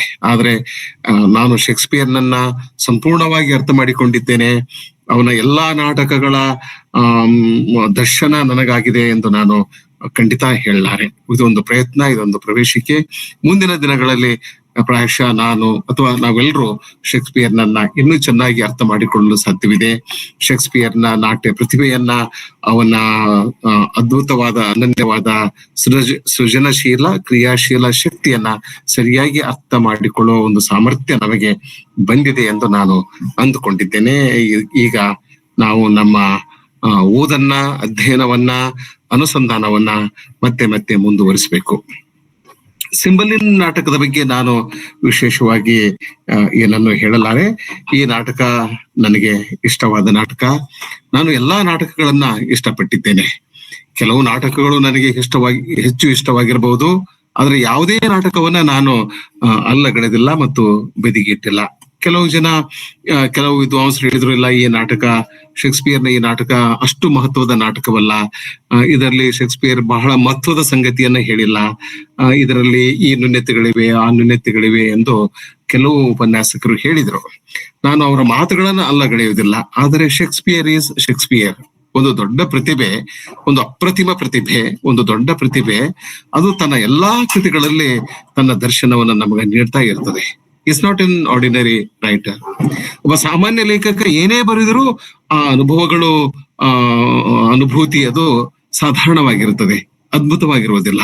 ಆದ್ರೆ ಒಬ್ಬ ಅದ್ಭುತ ಲೇಖಕ ಏನೇ ಮಾಡಿದ್ರು ಅದು ಅದ್ಭುತವಾಗಿರ್ತದೆ. ಅವನ ಬರೆದ ಎಲ್ಲಾ ನಾಟಕಗಳು ಅವು ಹ್ಯಾಮ್ಲೆಟ್ನ ಮಟ್ಟಕ್ಕೆ ಬಂದ್ ನಿಲ್ತವೆ ಎಂದು ನಾನು ಹೇಳುವುದಿಲ್ಲ. ಆದ್ರೆ ಯಾವುದೇ ಕಳಪೆ ನಾಟಕವನ್ನ ಶೇಕ್ಸ್ಪಿಯರ್ ಬರೆದವನಲ್ಲ. ಅವನ ಎಲ್ಲಾ ಪದ್ಯಗಳು ಕೂಡ ಹಾಗೆಯೇ.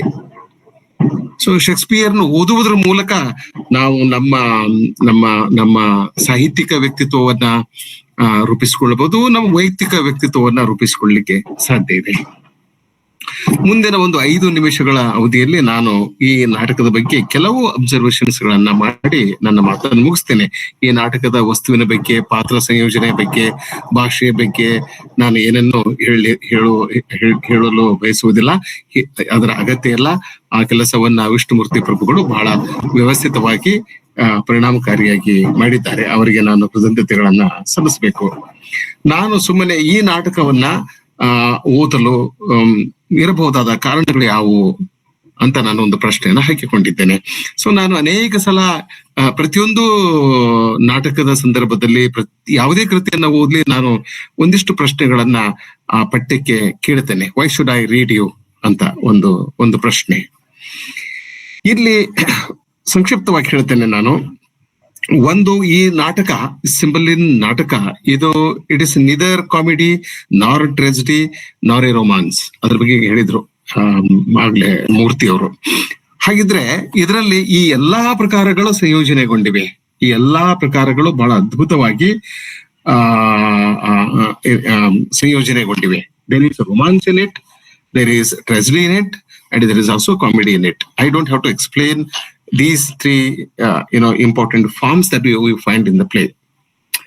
ಸೊ ಇಲ್ಲಿ ದುರಂತ ಇದೆ, ಹಾಸ್ಯ ಇದೆ, ರೊಮಾನ್ಸ್ ಇದೆ, ಎಲ್ಲ ಅಂಶಗಳು ಒಟ್ಟುಗೂಡಿವೆ. ವಿಲಿಯಂ ಶೇಕ್ಸ್ಪಿಯರ್ನ ಕೊನೆಯ ಕಾಲದ ನಾಟಕ ಶೈಲಿಯ ವೈವಿಧ್ಯತೆಯನ್ನ ನಾವು ಈ ನಾಟಕದಲ್ಲಿ ಕಾಣಬಹುದು. This is A testimony. ಅಂದ್ರೆ ಈ ನಾಟಕ ಬರೆಯುವ ಹೊತ್ತಿಗೆ ಆಗ್ಲೇ ಶೇಕ್ಸ್ಪಿಯರ್ 48-49 ವಯಸ್ಸಾಗಿತ್ತು ಅವನಿಗೆ. ಆ ಮೆಚುರಿಟಿ ಬಂದ್ಬಿಟ್ಟಿತ್ತು. ಶೇಕ್ಸ್ಪಿಯರ್ನ ಮೆಚುರಿಟಿ ಬಗ್ಗೆ ನಾನು ಮಾತನಾಡುವುದಿಲ್ಲ, ಯಾಕಂದ್ರೆ ಅವನ ಮೊದಲ ನಾಟಕದಲ್ಲಿಯೇ ಆ ಒಂದು ಮೆಚುರಿಟಿ ಇತ್ತು, ಅವನ ಕೊನೆಯ ನಾಟಕದಲ್ಲೂ ಆ ಮೆಚುರಿಟಿ ಇತ್ತು. ಆದ್ರೆ ಈ ನಾಟಕ ಬರೆಯುವ ಹೊತ್ತಿಗೆ ಅವನ ಶೈಲಿಯಲ್ಲಿ ಒಂದು ದೊಡ್ಡ ಶಿಫ್ಟ್ ಆಗಿತ್ತು. ಆ ಶಿಫ್ಟ್ ಅನ್ನ ನಾವು ಇಲ್ಲಿ ಗುರುತಿಸಬಹುದು ಅಂತ ನಾನು ಅಂದ್ಕೊಂಡಿದ್ದೇನೆ. ಎರಡನೇದು, ಈ ನಾಟಕದಲ್ಲಿ ಶೇಕ್ಸ್ಪಿಯರ್ನ ಉದ್ದೇಶ ಏನಾಗಿತ್ತು ಅಂತಂದ್ರೆ ಪ್ರೀತಿ ಮತ್ತು ನಿಷ್ಠೆಯ ಅನ್ವೇಷಣೆಯನ್ನ ಮಾಡ್ತಾನೆ ಅವನು ಅನೇಕ ನಾಟಕಗಳಲ್ಲಿ. ಯಾಕಂದ್ರೆ ಅವನಿಗೆ ಪ್ರೀತಿ ಬಗ್ಗೆ ಒಂದು ಅಬ್ಸೆಷನ್ ಇತ್ತು, ನಿಜವಾದ ಪ್ರೀತಿಯ ಬಗ್ಗೆ ಅವನಿಗೆ ಸಾಕಷ್ಟು ಸಂದೇಹಗಳಿದ್ವು. ಹಾಗೆ ಈ ಕಾರಣಕ್ಕಾಗಿ ಅವನು ಮತ್ತೆ ಈ ನಿಜವಾದ ಪ್ರೀತಿ ಯಾವುದು ಎಂಬುದರ ಬಗ್ಗೆ ಅವನು ಒಂದು ರೀತಿಯ ಅನ್ವೇಷಣೆಯನ್ನ ಎಕ್ಸ್ಪ್ಲೋರೇಷನ್ ಮಾಡ್ತಾ ಇರ್ತಾನೆ. ಇದರ ಬಗೆಗೆ ಆಗ್ಲೇ ಪ್ರಭುಗಳು ಹೇಳಿದ್ದಾರೆ. ಈ ಇಮೋಜನ್ ಮತ್ತು ಪೊಸ್ತಮಸ್ ಇಬ್ಬರು ಕ್ಯಾರೆಕ್ಟರ್ ಸಂದರ್ಭದಲ್ಲಿ ಅವರು ಆ ಮಾತುಗಳನ್ನ ಹೇಳಿದ್ದಾರೆ. ಈ ನಾಟಕ ನನಗೆ ಅಥವಾ ನಮಗೆ ಇಷ್ಟವಾಗಲು ಇನ್ನೊಂದು ಪ್ರಮುಖವಾದ ಕಾರಣ ಅಂತಂದ್ರೆ ಇಲ್ಲಿ ಈ ಮಹಿಳಾ ಪಾತ್ರ, ಈ ಇಮೋಜನ್ ಪಾತ್ರ. ಇಮೋಜನ್ ಶೇಕ್ಸ್ಪಿಯರ್ನ ಅತ್ಯಂತ ಬಲಿಷ್ಠ ಮತ್ತು ಬುದ್ಧಿವಂತ ನಾಯಕರಲ್ಲಿ ಒಬ್ಳು. ಅವಳನ್ನ ನಾವು ಕೊರ್ಡೆಲಿಗೆ ಹೋಲಿಸಬಹುದು, ಬೇರೆ ಬೇರೆ ಶೇಕ್ಸ್ಪಿಯರ್ನ ಮಹತ್ವದ ನಾಯಕಿಯರೊಂದಿಗೆ ನಾವು ಹೋಲಿಕೆಯನ್ನ ಮಾಡಬಹುದು. ಹಾಗೆ ನೈತಿಕ ಸ್ಥೈರ್ಯ ಬಹಳ ಗಮನಾರ್ಹವಾದುದು. ಶೇಕ್ಸ್ಪಿಯರ್ ಅನೇಕ ನಾಟಕಗಳಲ್ಲಿ ಈ ಮಾತನ್ನ ಬಹಳ ಗಟ್ಟಿಯಾಗಿ ಹೇಳ್ತಾನೆ. ಒಬ್ಬ ವ್ಯಕ್ತಿಗೆ ಒಂದು ಅಗಾಧವಾದ ಶಕ್ತಿ ಯಾವಾಗ ಬರ್ತದೆ ಅಂತಂದ್ರೆ ಅವನು ನೈತಿಕವಾಗಿ ಬಹಳ ಗಟ್ಟಿಯಾಗಿರ್ಬೇಕು ಅಂತ. ಸೊ ಈ ನಾಟಕದಲ್ಲಿ ಕಾಣಿಸಿಕೊಳ್ಳುವ ಈ ಪಾತ್ರ ನೈತಿಕವಾಗಿ ತುಂಬಾ ಗಟ್ಟಿಯಾಗಿರ್ತಾಳೆ. ಅವಳ ತನ್ನ ನೈತಿಕ ಸ್ಥೈರ್ಯದಿಂದ ಇಮೋಷನ್ ನಮ್ಮ ಮನಸ್ಸಿನ ಮೇಲೆ, ನಮ್ಮ ಭಾವನೆಗಳ ಮೇಲೆ ಒಂದು ಗಮನಾರ್ಹವಾದ ಪರಿಣಾಮವನ್ನ ಬೀರ್ತಾಳೆ.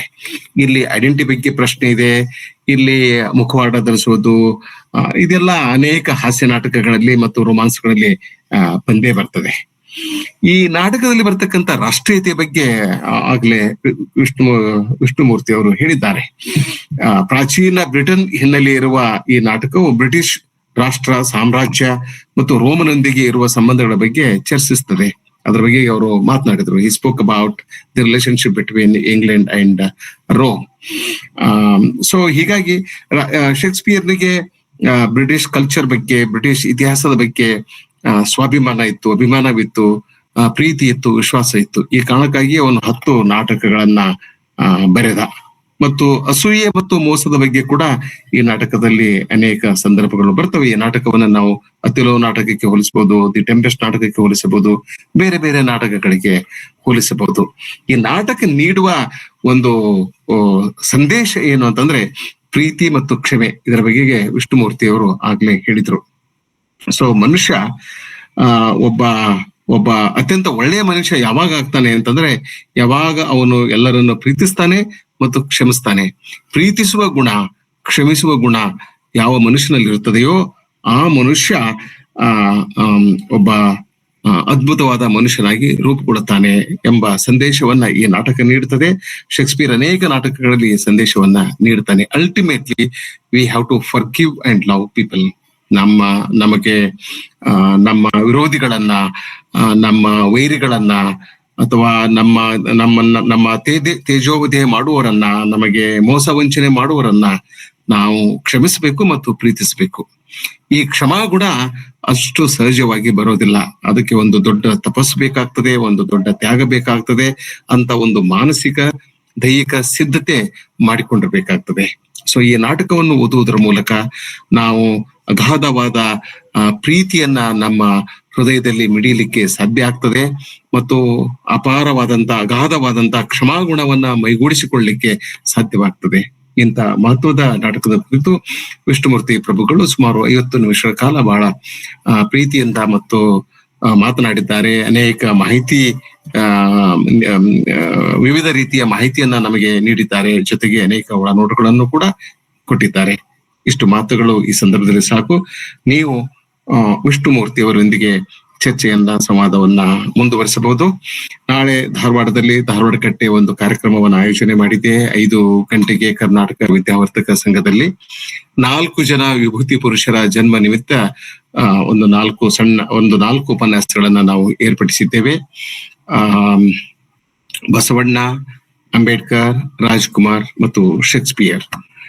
ರಾಯಚೂರಿನ ಮಹರ್ಷಿ ಶ್ರೀ ವಾಲ್ಮೀಕಿ ವಿಶ್ವವಿದ್ಯಾಲಯದ ಕುಲಪತಿಗಳಾದ ಪ್ರೊಫೆಸರ್ ಶಿವಾನಂದ ಕೆಳಗಿನಮನಿ ಅವರು ಮತ್ತು ಬಾಗಲಕೋಟ್ ಬಸವೇಶ್ವರ ಸಂಸ್ಥೆಯ ಆಡಳಿತಾಧಿಕಾರಿಗಳಾದ ಪ್ರೊಫೆಸರ್ ವಿಜಯಕುಮಾರ್ ಕಟಕಳ್ಳಿ ಮಠ ಅವರು ಮತ್ತು ಕರ್ನಾಟಕ ಕೇಂದ್ರೀಯ ವಿಶ್ವವಿದ್ಯಾಲಯದ ಹಿಂದಿ ಪ್ರಾಧ್ಯಾಪಕರಾದ ಪ್ರೊಫೆಸರ್ ಗಣೇಶ್ ಪವಾರ್ ಅವರು ಈ ಕಾರ್ಯಕ್ರಮದಲ್ಲಿ ಭಾಗವಹಿಸಲಿದ್ದಾರೆ.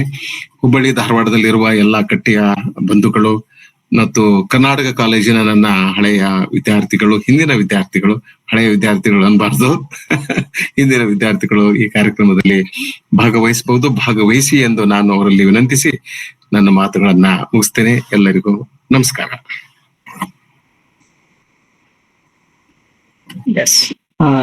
ತುಂಬ ಹೃದಯದ ಧನ್ಯವಾದಗಳು ಸರ್. ತುಂಬಾ ಅದ್ಭುತವಾಗಿ ಶೇಕ್ಸ್ಪಿಯರ್ನ ನಾಟಕಗಳ ಬಗ್ಗೆ ತಿಳಿಸಿಕೊಟ್ರು.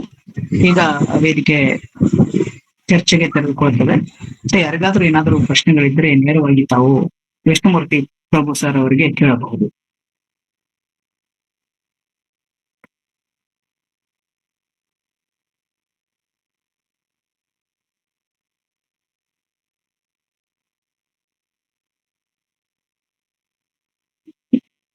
ಯಾರಿಗಾದ್ರೂ ಏನಾದ್ರು ಪ್ರಶ್ನೆಗಳಿದೆಯೇ?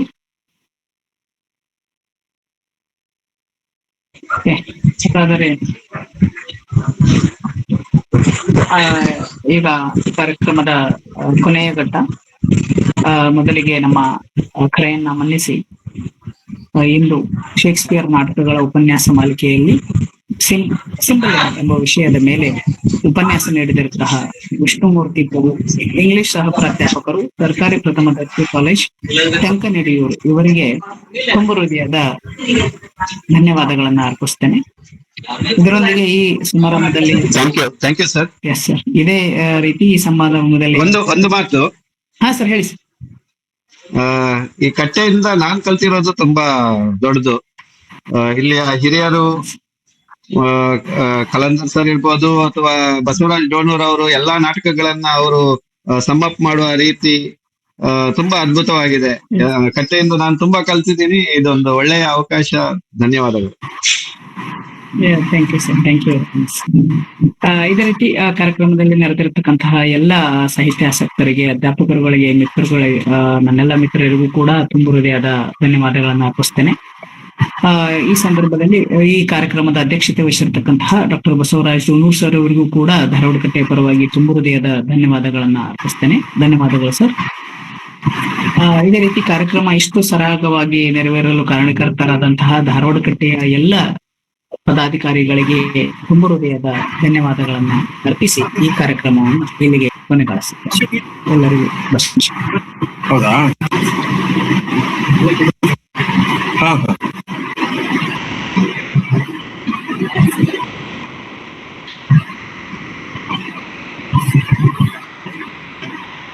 ಕೆಲಸ ಮಾಡ್ರೆ